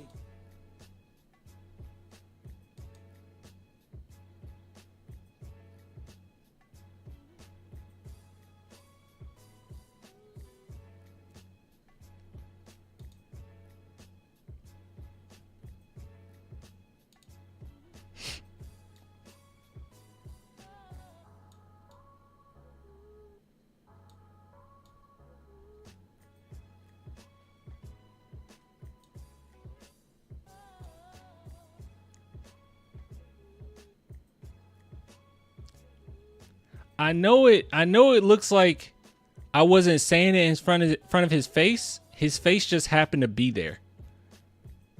His face just happened to be there. I wasn't saying it to his face. And I know that he was like staring at me, and I was like right in front of him. But I promise, guys, like I wasn't even looking at you. I didn't even know Giannis was there. I didn't even know that this huge man was in front of me at the moment. Come on, man. How's dad was definitely slapped? What you mean, like drunk? Because, like, I don't. What? Hand going, and I was yelling, yay, yay, yay. You were yelling yay? Guys, come on, bro. I'm not trying to be that guy, but you were yelling yay? You were yelling yay. Yay! Yay! Guys, I am the corniest person in the world, okay? I am the biggest nerd you've ever seen in your entire life, okay? I have anime figures, all right? I have a life-size Chucky doll in my living room. I'm weird, bro. I'm weird. And I can tell you this with my whole chest, okay? Being somebody that's I'm from the suburbs, right? Like, I never once saw a Spurs game. We won and I screamed out, "Yay!" Not once. Never. The only time I've ever said yay was ironically because of Crank Yankers. With the character what's his name? Special Ed? That character. That's the only yay. That's the only time I've ever said yay. All right? There's no way this man, after overtime and his son winning, was just happened to be next to Giannis and screamed out, "Yay! Yay, we won! Yay!" Giannis never said anything to me. I never said anything to Giannis. There was no back and forth. But that changed when Giannis went face to face with John near his baseline seats a few moments later. He grabbed my hand, he put his forehead on my forehead, and he said, "Don't disrespect me. Don't effing disrespect me." Okay? And I said to him, I was not trying to disrespect you, which I wasn't. I'm telling you, I did not do that on purpose. I really did not. I'm not going to say the man is lying, but I am going to say he's lying at the yay part. Come on, bro. Yay? You said yay, and Giannis had that type of reaction. You said, "Yay! We won! Yay!" And then I said to him, "I love you." He said back to me, "I love you." We patted chest. He gave us a thumbs up, and he walked away. Oh, okay. Well, that was true, obviously. And I think Giannis even said it too. Giannis said after the whole situation, they were cool.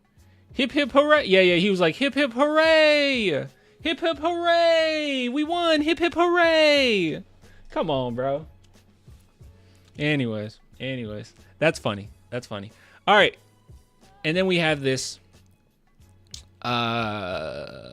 from Castle for 3. This made some rounds around Twitter. Says San Antonio remains at top of Giannis Antetokounmpo's list of preferred destinations if he were to leave Milwaukee. Per Shams, Chris B. Haynes, Giannis is set to have a meeting soon to discuss his future in Milwaukee, which could lead to trade requests this summer. I haven't heard this part. Right? But I don't want to leave any stone unturned. But I have not heard this, that the Spurs are at the top of his list. Could be true.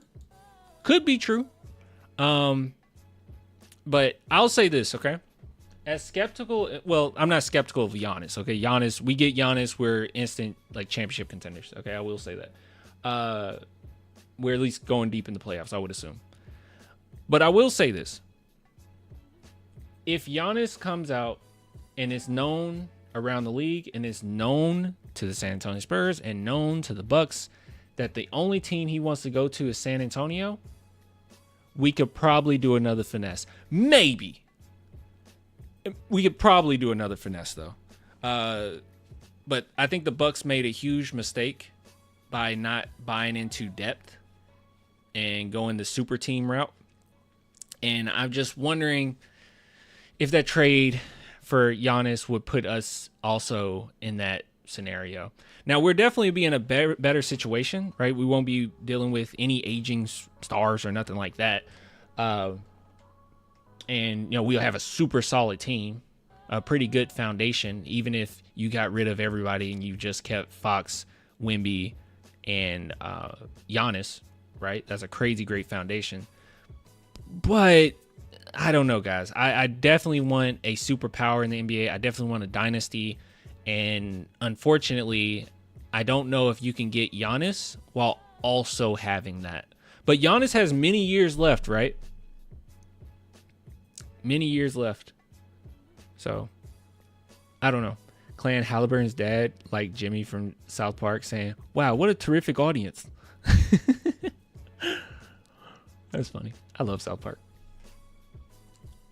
I'm just skeptical of the timeline. Yeah, that's the only thing. It's like a weird thing because, like, Giannis is only 30 and his stats are crazy. Like, He's still great. So I don't know. 8th lottery spot has 25% chance to enter the top 4 and hasn't since 2019. 1 in 20 chance to get number 1 and hasn't since the version of the lottery in 2017. That is not that long ago. So I'm down for it. That's not that. It's due time. The last time it's happened is 2019. That's not that long ago. And it seemed like every year a team that's around that 7 to 9 range move up. So lottery in 10 days. Is it 10 days? It is. Or like 11 days? Yeah. Numbers wise, Giannis is the best he's ever been in the league. People just don't pay attention because the Bucks are trash. Yeah, that's probably, yeah, that's what it kind of comes down to. Like, yeah, Giannis got at least 4 to 6 years left of his prime. Giannis, and the cool thing about Giannis is kind of the way that he plays and his frame, and I guess just modern NBA in general, and just how he take care of himself will be fine. Like, don't worry too much about the age here. I'm just worried about dynasty, right? And dynasty isn't, well, I guess you can have a dynasty within 6 years. I kind of see it as like a decade. I would like to have multiple decades, at least 2 decades of being a top of our game. I want what we had with the Duncan era. We didn't win every year, obviously, but we always had a chance. I don't know. Just a little bit of my skepticism, but at the same time, I'm not opposed to it. It's literally Giannis. You know what I mean? And it's like me saying like, I don't know about Luka. Well, Luka's like 25, right? But it's like, I don't know about Luka because of this. Like, I understand the type of the chance that you have with this, right? I understand. If the that's a good Giannis is win now. If we get Cooper, then that's a long dynasty. That's a good point. So that's what I'm saying. Do you have to get rid of your pick, right? Like, what does it look like for this upcoming draft? If somehow, some way, the Spurs manage to get the first overall pick or top 4 pick, I would even say top 4. Ace Bailey would be, a good one too. If you were to do that and then you get Giannis, yeah, we're straight. I don't think you have to worry too much. I think we're good. I just want us to have longevity, guys. That's the only thing.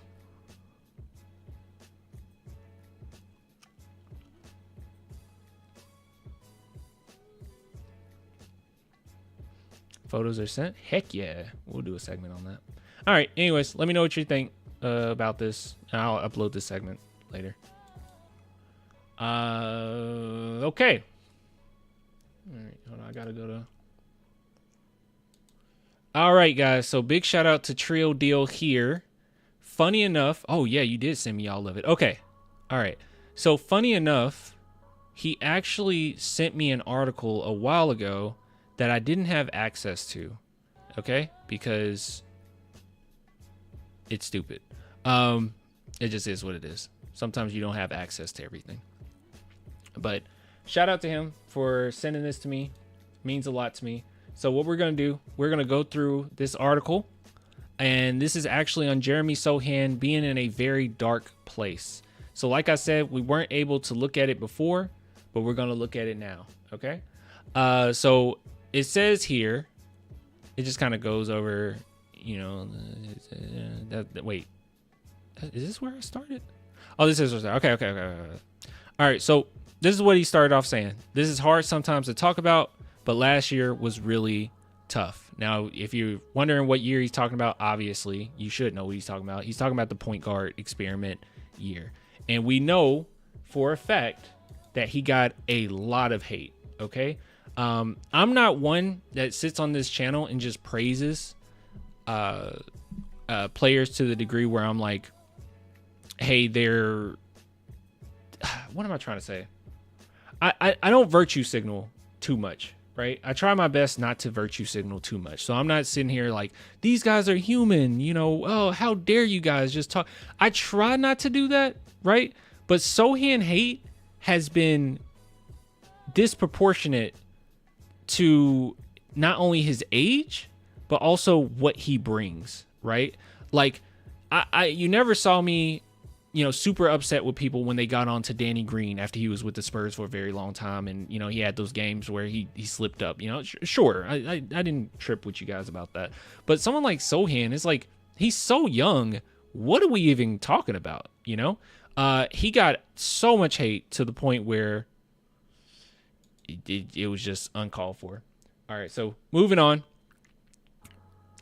He said he knows that's partly because he allowed it to be. Nobody made him pay attention to the anonymous avatars on his cell phone screen. He didn't have to care what they thought about him and what they thought about anything.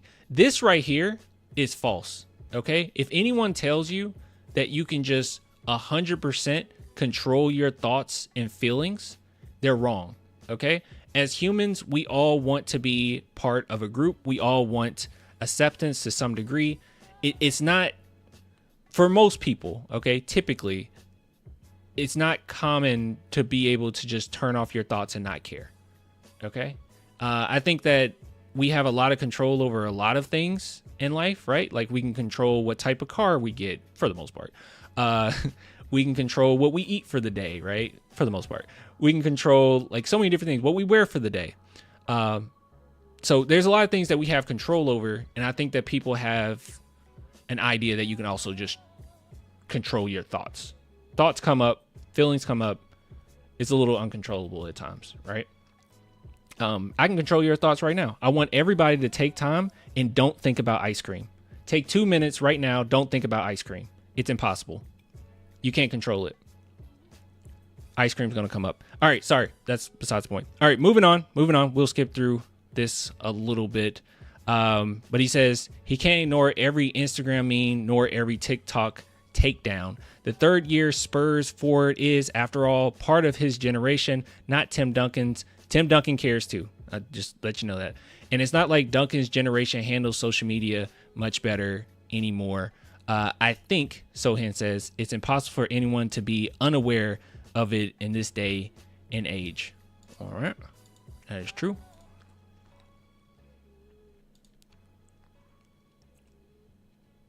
And last year, boy, was he aware. It began with an ill-fated point guard experiment with the Spurs, asking him to learn a position he never played on the fly, right as the team was learning how to play with a rookie named Victor Wembanyama. At the time, Sohan tried to view it as an opportunity.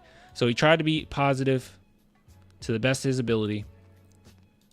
Teams hated, or fans hated him. While the potential upside of the endeavor was undeniable, it didn't go well. And even though the Spurs ditched it by December, the online comments did not abate during a season in which they lost 60 games. I like that they mentioned the potential upside because I think there was a lot of upside to that experiment. But Sohan says people made memes and things like they thought they knew me. Bro.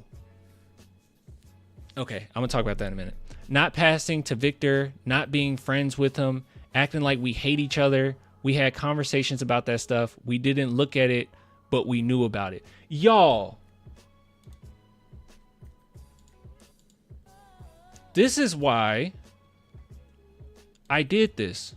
And this is why it's still on my Twitter page.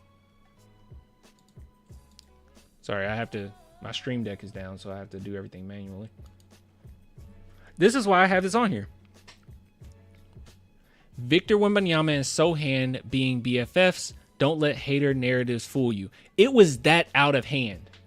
It was so out of hand till I made a thread of every interaction showing that they're cool. There was no reason to think that they weren't cool just because they had a hard time or difficult time on the court.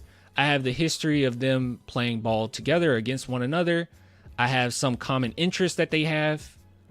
I had Wemby bringing up how Sohan was the first person to reach out to him during the draft. We have Sohan crashing Wemby's press conference. We have a few clips here of them clicking. We have behind the scenes of the HEB stuff. We have this beautiful photo of the two.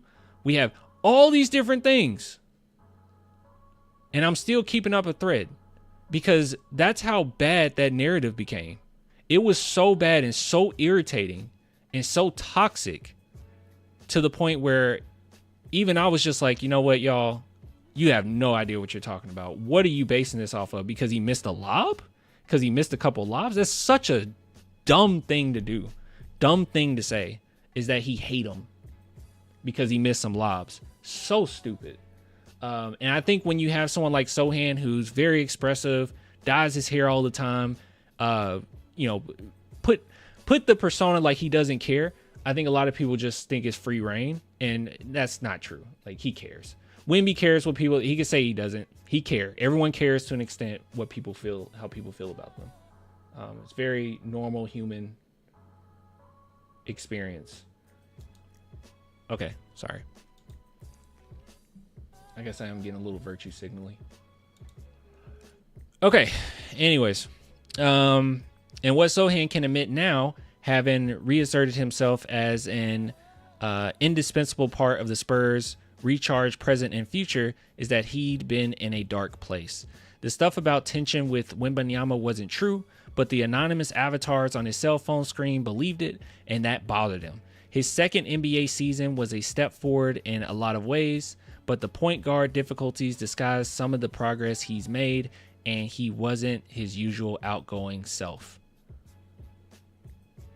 You guys suck. You guys suck so bad. Not the chat. You know what I'm talking about. The charming Oklahoma-born Polish kid. I'm so confused, guys. You know I'm the biggest Sohan fan. I'm still confused about where he's from, and I'm confused by all of it. I'll be real with you.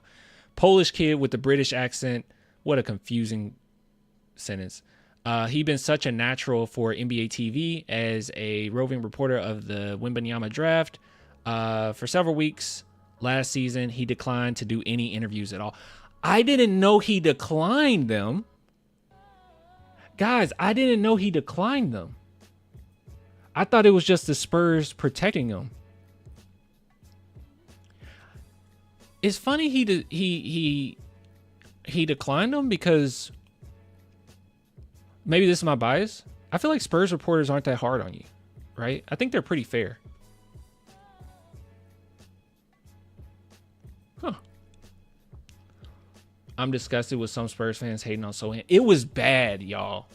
It is bad. Like, some people come into the chat and they have like reasonable criticisms, right? They're like, oh, you know, I wish he could shoot better. Okay, whatever, you know. Oh, he made a bad decision in this quarter. Okay, whatever, you know. Yeah, sure. He's young. Okay, I agree. He needs to develop a better shot. But then when we start narrativizing everything, let's not turn into Skip Bayless here, okay? Let's not start saying he hates this and he hates that. If there was indicators of that, I would say it. Like, I'm not going to hold back, right? If there's indicated, but there was no evidence.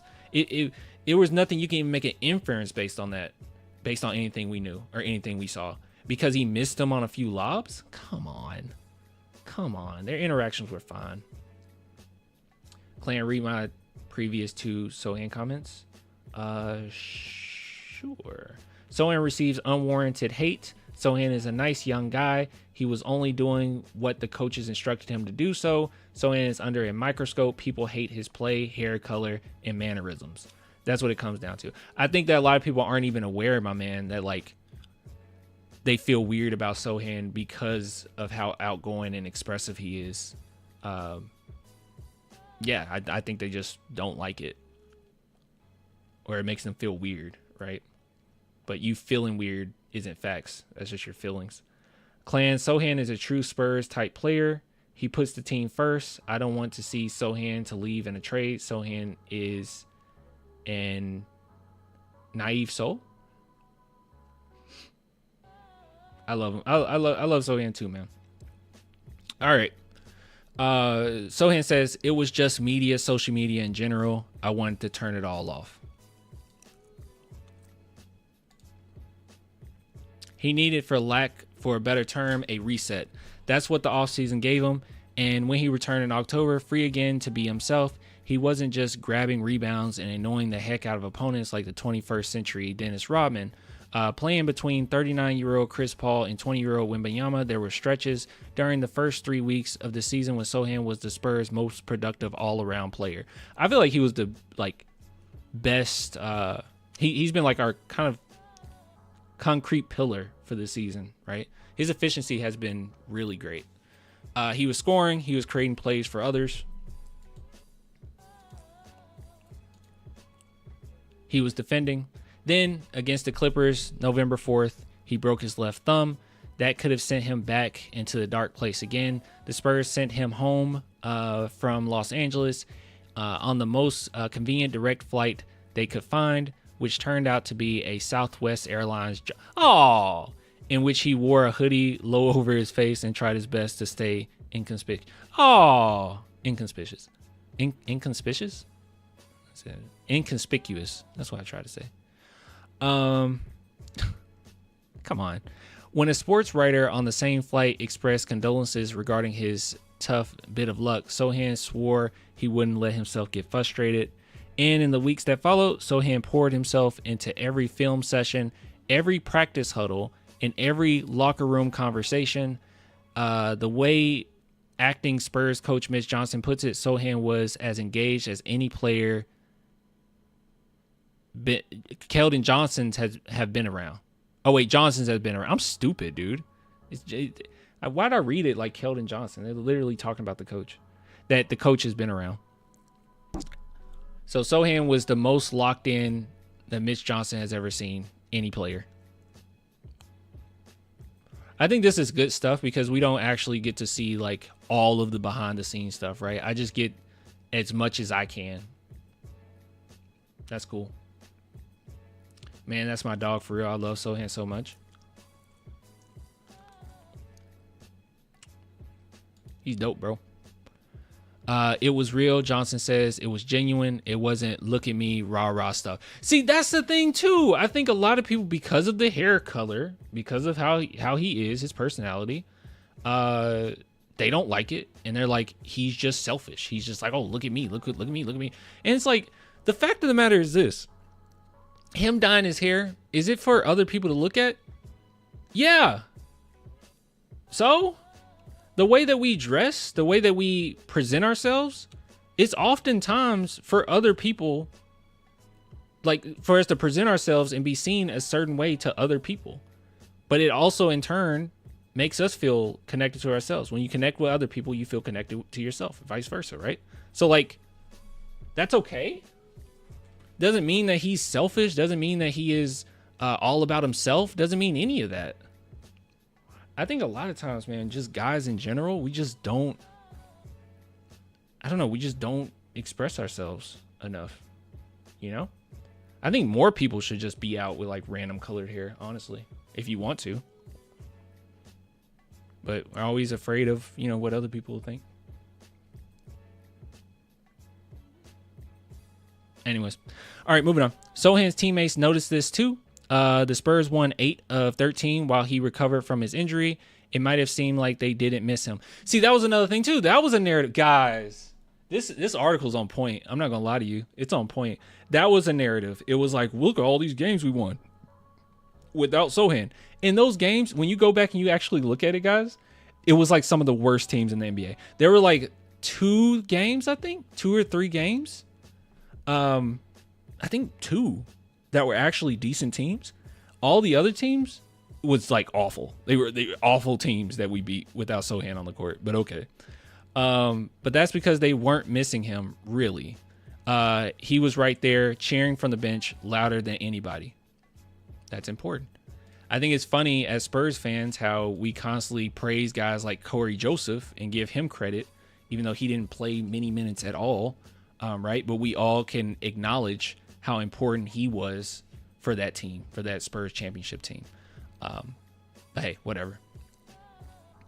It was killing him every day not to be out there, Keldon Johnson says, but he was part of everything we did. It wasn't fake. Yeah, he's not pretending. It's just who he is. Neither is Sohan's on-court improvement this season. He returned to game action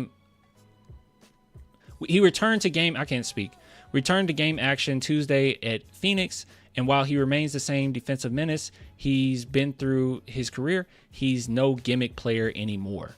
Yes, he sports that Grinch green shock top, which came from an enthusiastic suggestion from Wemby and Keldon Johnson. Yes, He still shoots his free throws with one hand. And yes, he has a way of instigating trouble when things get physical under the basket. But through Friday, he also was averaging 15.2 points, 8.5 rebounds, and 2.7 assists per game, showing off the skill set that made him the number 7 overall pick in the 2022 NBA draft. And if people still want to make assumptions about what he's trying to prove,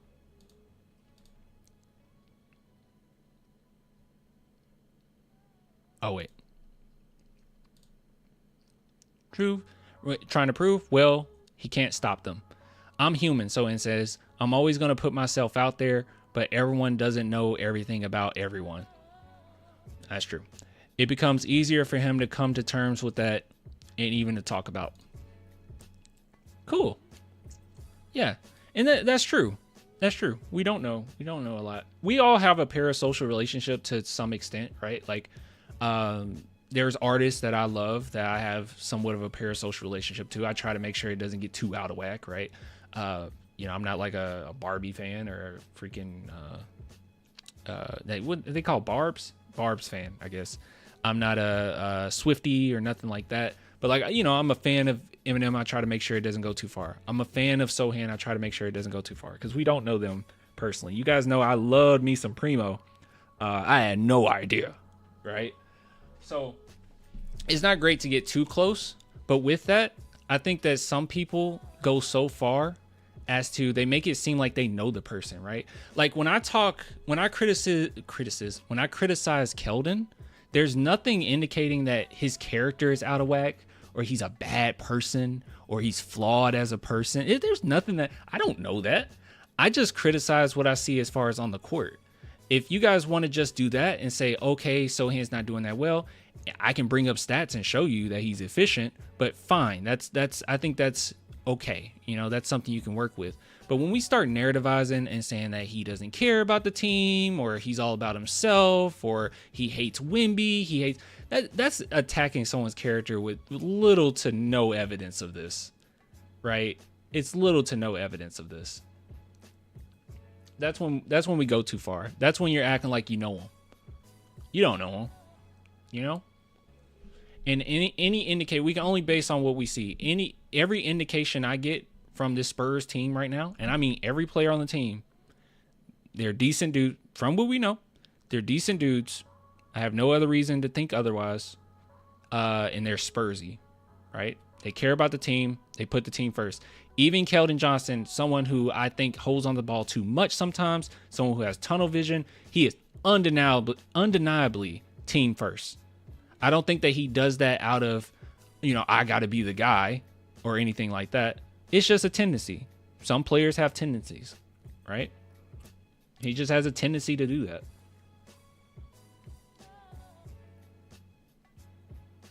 There were death threats on Christmas? I didn't know about that. Sohan deserves to be on the team. Sohan has improved his game every year since drafted. Sohan deserves some credit and praise. Sohan, that was from Frosty. Good Hair says Sohan just needs to keep working on his game, but having a player like him is nice. He's a defensive pest. Yeah, and even offensively, we got to give more credit to that. I think that a lot of people see his shot selection and think that is not impressive. But if it's not impressive, how come not every player in the NBA can just finish around the rim the way Sohan can? How come Sohan is the top of the game in the pick and roll finishes? Why is he top 3 in the NBA? Why isn't it not more even throughout? Why is he in the list with Jokic as right behind Jokic as the best pick and roll finisher? Why?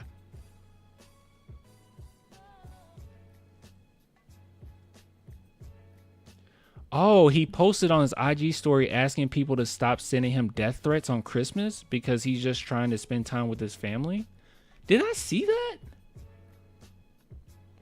It was so bad, man. The hate was so bad.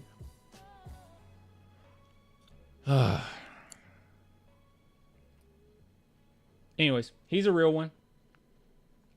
Hopefully people kind of chill out with the whole issue. I think we briefly talked about it on stream. Okay. It sounded a little familiar. I feel like I vaguely remember him posting about the death threats. Okay, I guess it just didn't make news. I mean, it was on Christmas, right? So a reporter was hanging out with their families, I guess. Clan, I wish we could reach out to the Spurs org and someone that knows Sohan and tell him we appreciate him. We have love for Sohan. Yeah, unfortunately, you know, the squeaky wheel gets the oil. Isn't that what they say? So a lot of idiots that are on Twitter, he's going to see that quicker than the praise. Normal human reaction. Because you do want to be accepted. People can say they don't. People can say they don't care. It's a normal human experience to want to be accepted. So I don't believe it. Everyone has haters. Everyone has haters. Sohan haters were a little something else, though. I don't think any team, every other player, this is the thing with it, right? Every other player on the San Antonio Spurs got criticism based on, when they get criticism based on their game, right? Every single one of them based on their game. Sohan got criticism based on his character. And I think that that cuts a little bit deeper, you know? Because you can control, for the most part, you know, you can kind of control more so the narrative when it comes to what you produce on the court, right? You can't, it's undeniable that Giannis is one of the best players in the NBA. It's in your face. The stats are in your face. If you say otherwise, people will shame you for it, right? It's undeniable how good Luke is. It's undeniable how good Wemby is, right? So, like, if you put up the numbers, it's undeniable whether they love you or hate you.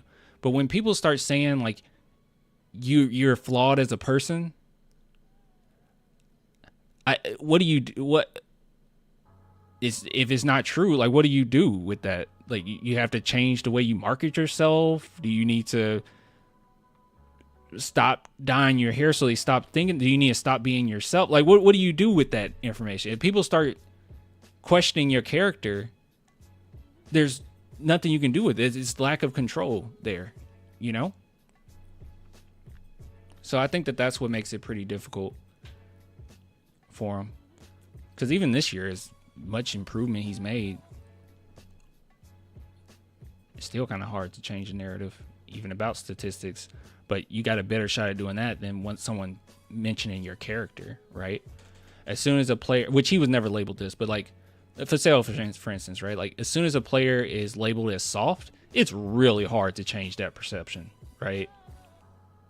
Anytime you make up, you're on a microscope when it comes to that. Over a 10% field goal percentage jump. Yeah, it's ridiculous. They went up like what, like 11%?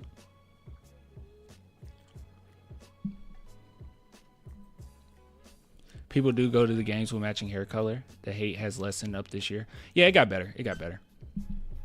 It got better. This is mostly like internet stuff, because people on the internet can literally say whatever and hide behind a screen. They don't even have their actual photos on their avatars or their profile pictures. So they can literally just go in there, make an account, say some crazy stuff and leave. But like in person, real life, yeah, people don't do that. I think the average Spurs fan probably does love Sohan. But unfortunately, you know, the people that want to talk trash, they do it in the most heinous ways. And like you guys mentioned, the death threats, like, come on, you know.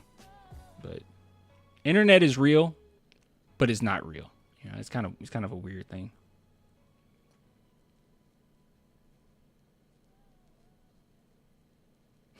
I missed the Eminem and 90s rap talk. Yeah. Well, you can go back and watch it. It was like an hour of talking about that.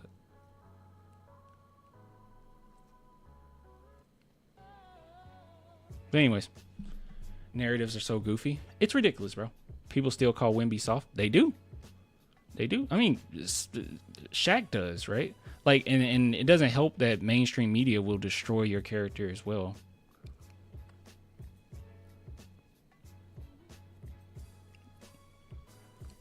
Like, how do you prove to people you're not soft? You know, once you get that label, how do you prove to people you're not?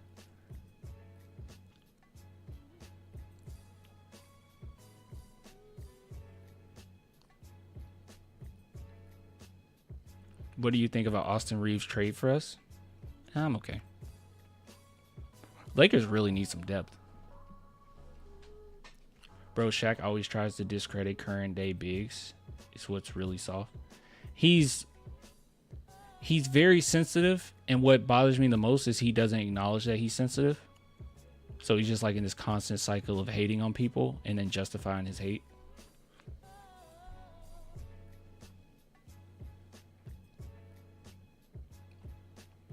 Anyways, all right, ending segment. That was good. Thank you so much, Trill Deal, for sending this.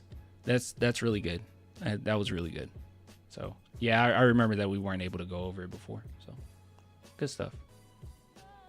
Couldn't even compliment Rudy. Nope. Shaq is the only great big man to ever live, I guess.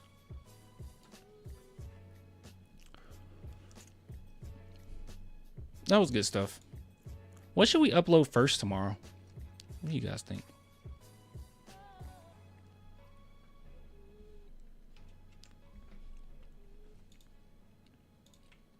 Maybe we should upload the one-on-one talk first.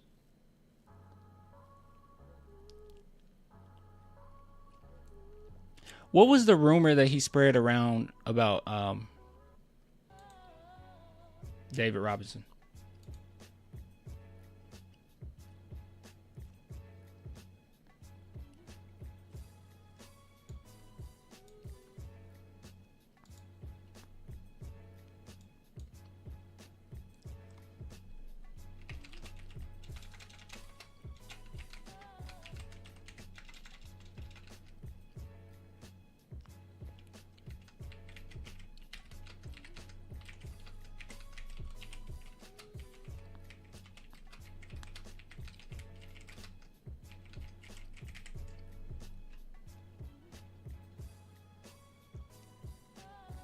Oh, was it that Robinson didn't give him an autograph? David Robinson ignored him and didn't give him an autograph? Wait, I don't get it. Is that like, was that, I don't get it. So is that the only rumor he said? Because you guys say he hates, because I've heard that plenty of times too, that he doesn't credit David Robinson, but like, is that what he talks about? Like, that David Robinson didn't give him an autograph? That's nowhere near as bad as what he say about other people. I think it's bad. I think it's bad that he doesn't give Tim Duncan enough credit. Maybe it's bad on my part to be like, you should praise him, but he just doesn't give him anything, bro. Yep. Wow. That's ridiculous. Absolutely ridiculous. So chat, I do want to know, how do you guys feel about going after Giannis? Like all of these different reports heating up, how do you feel about it? Because I'm at the point now where I don't want to say I'm on the fence, because I would give up anybody for Giannis. I'm just wondering, can you get Giannis while also having a super team or also having immense depth? But if I'm being a little bit more optimistic, if you were to get Giannis, and let's say you would have to get rid of plenty of players, plenty of draft picks or whatnot, and you have Giannis for at least another 6-7 years of pretty great play, right? You'll be able to have plenty of guys come in that are veterans, that'll be able to take minimums, that want to get a championship, and you'll be able to have that depth in that term. I'm just wondering if it will be long term, you know? That's one thing that worries me. So just a thought. Worries me a little bit. If we keep Castle, why not? I don't know. I don't feel good about it. If the Bucks are going to want Castle and multiple picks, and I don't know how well Giannis will age. He's had calf injuries. I don't know. It just doesn't seem like a good idea. I'm not worried about Giannis at all. You know, I feel like we'll have plenty of years of him being fine. Yeah, that's the thing. I'm just kind of worried about the future a little bit.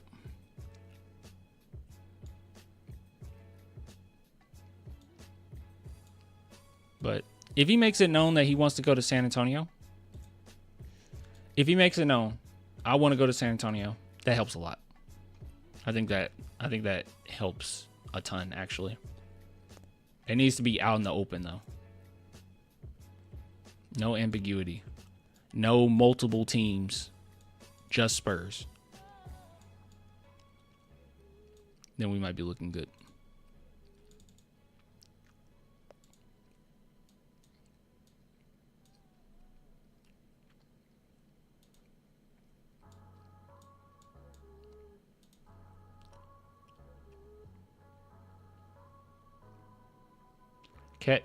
See, that's what I'm saying. Like, that sounds beautiful, bro, but I don't know about that. KJ and Devin, 2027 to 2030 picks. Like, our own picks. Man, we got to get other. I mean, we have a lot of picks, but we have to get other picks too, you know? Our picks will not be valuable. Sohan, Keldon, Barnes picks. That's a lot, man.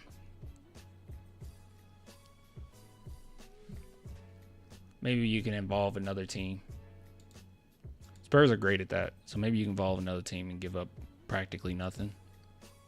That's possible. Because maybe the Bucks would take it as, look, we don't want your picks because we're giving you Giannis. Like, well, what's the point of you giving us your picks? Because giving us Giannis, or we're getting you Giannis. So maybe it'll be one of those things where, like, you involve another team and then you send out for sale to that other team. You send out Keldon somewhere, and then you're rolling then. And then they can get multiple picks from other angles. And then you keep everybody while adding Giannis. It will have to be multiple teams. If it's just us and them, we're literally trading away everything, for the short term. Not super short term, but shorter than a dynasty, I think. Or a decade. If we can finesse like we did with the Kings, definitely yes. If not, then I say no, just because I feel we're already on the right track. Yeah, that's the thing too. Is like when you're already on the right track, you don't want to do something too drastic to screw it all up. But if other teams are involved, we're rocking, you know. Bucks front office isn't particularly competent. And they did go after Dame.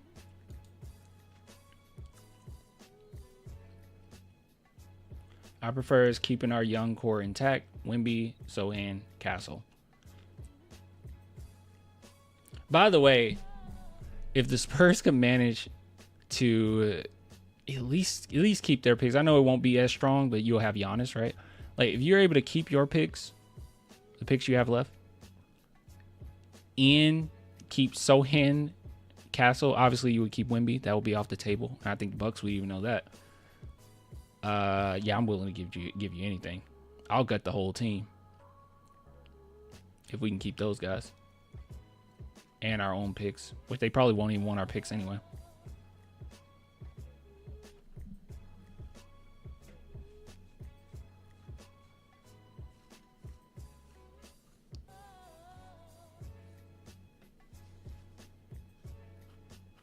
Unless they completely fall apart in the second round. Riley Max.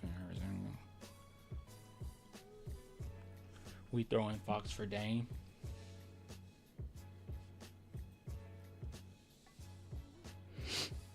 Claim maybe Brian Wright will fleece the Bucks as he did with the Kings. And we have done it to 3 teams. Hawks, Kings, Bucks. It could happen. If we were getting Giannis, I actually would prioritize keeping Devin since we need shooting anyway.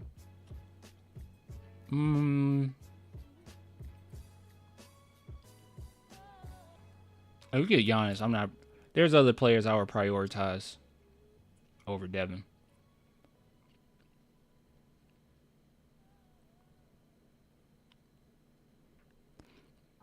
And especially if you get to keep your pick and say we do get 8th. I mean, you got some pretty good options, right, for like 3-point shooting. You have Fleming, you have Carter Bryant.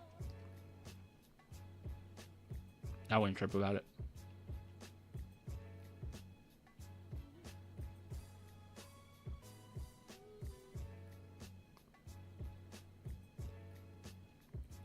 If they're goofy enough to trade for Kuzma, it might be easier than we thought. And it's going to make it even easier if Giannis says he wants to come to San Antonio. That just means it's going to happen. Or it's a great chance that it can happen. I'll say that. All right, guys, I'm heading off. It's super late. I need to shower, honestly. I need to shower and get to bed. I appreciate everybody coming through. Means a lot to me. I will upload the segments from this live stream over the course of the next couple days. I'll be back on, let's see, Saturday night. I don't want to watch. I have not watched much playoff basketball, man. When's the next Nuggets game? Tomorrow. So Saturday at 6:30. It's kind of an early one. All right. Any other games? Any other games still going? I know the Warriors are still going on.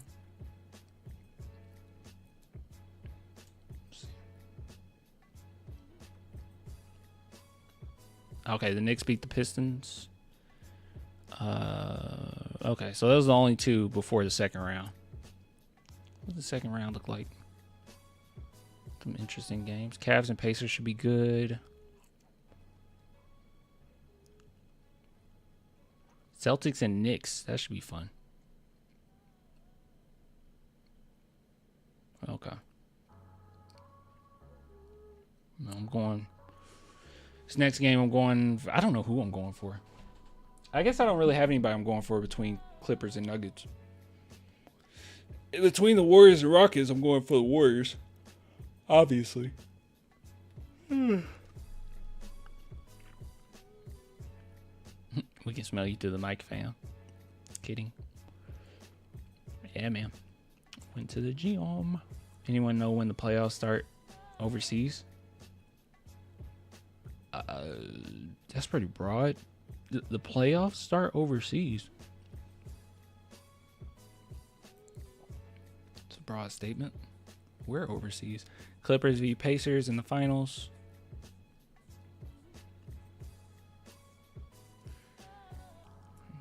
That would be crazy. That would be an interesting turn of events. What would be most entertaining, though? Give me Ant versus the Cavs.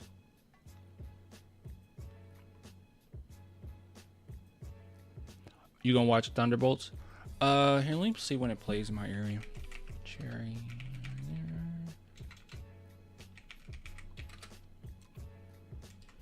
Because I might go see it tomorrow. So when I have time.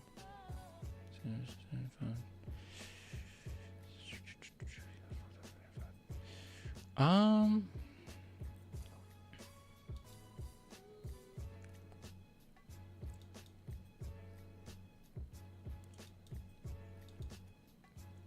could see it Saturday or Sunday.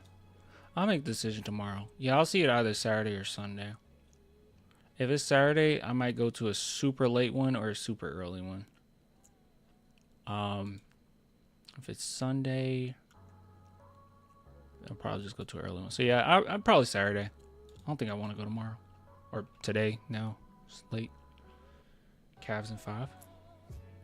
T-Wolves Cavs. Yep, that'd be fun. Clan, you got any tiny bit of inside info you can give us? Need something for the off season? No. Anything I've said before. But no, nothing right now. I know that, I mean, this wouldn't be till 2026, but I know that the Spurs have kept their eye on Luka for the longest. So, but, you know, might not be the case if you grab Giannis, right? Apparently it's better than Brave New World.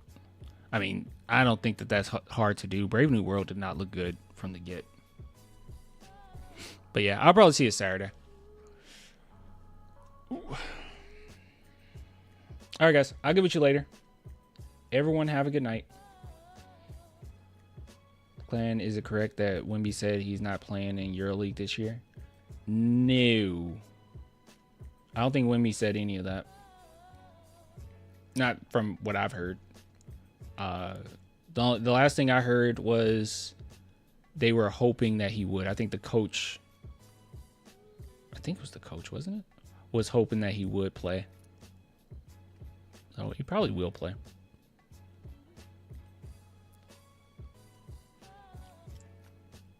Yeah, I seen it. The cards were rookie of the year. I see it. All right, y'all. Deuces. Heard anything about new coach? No.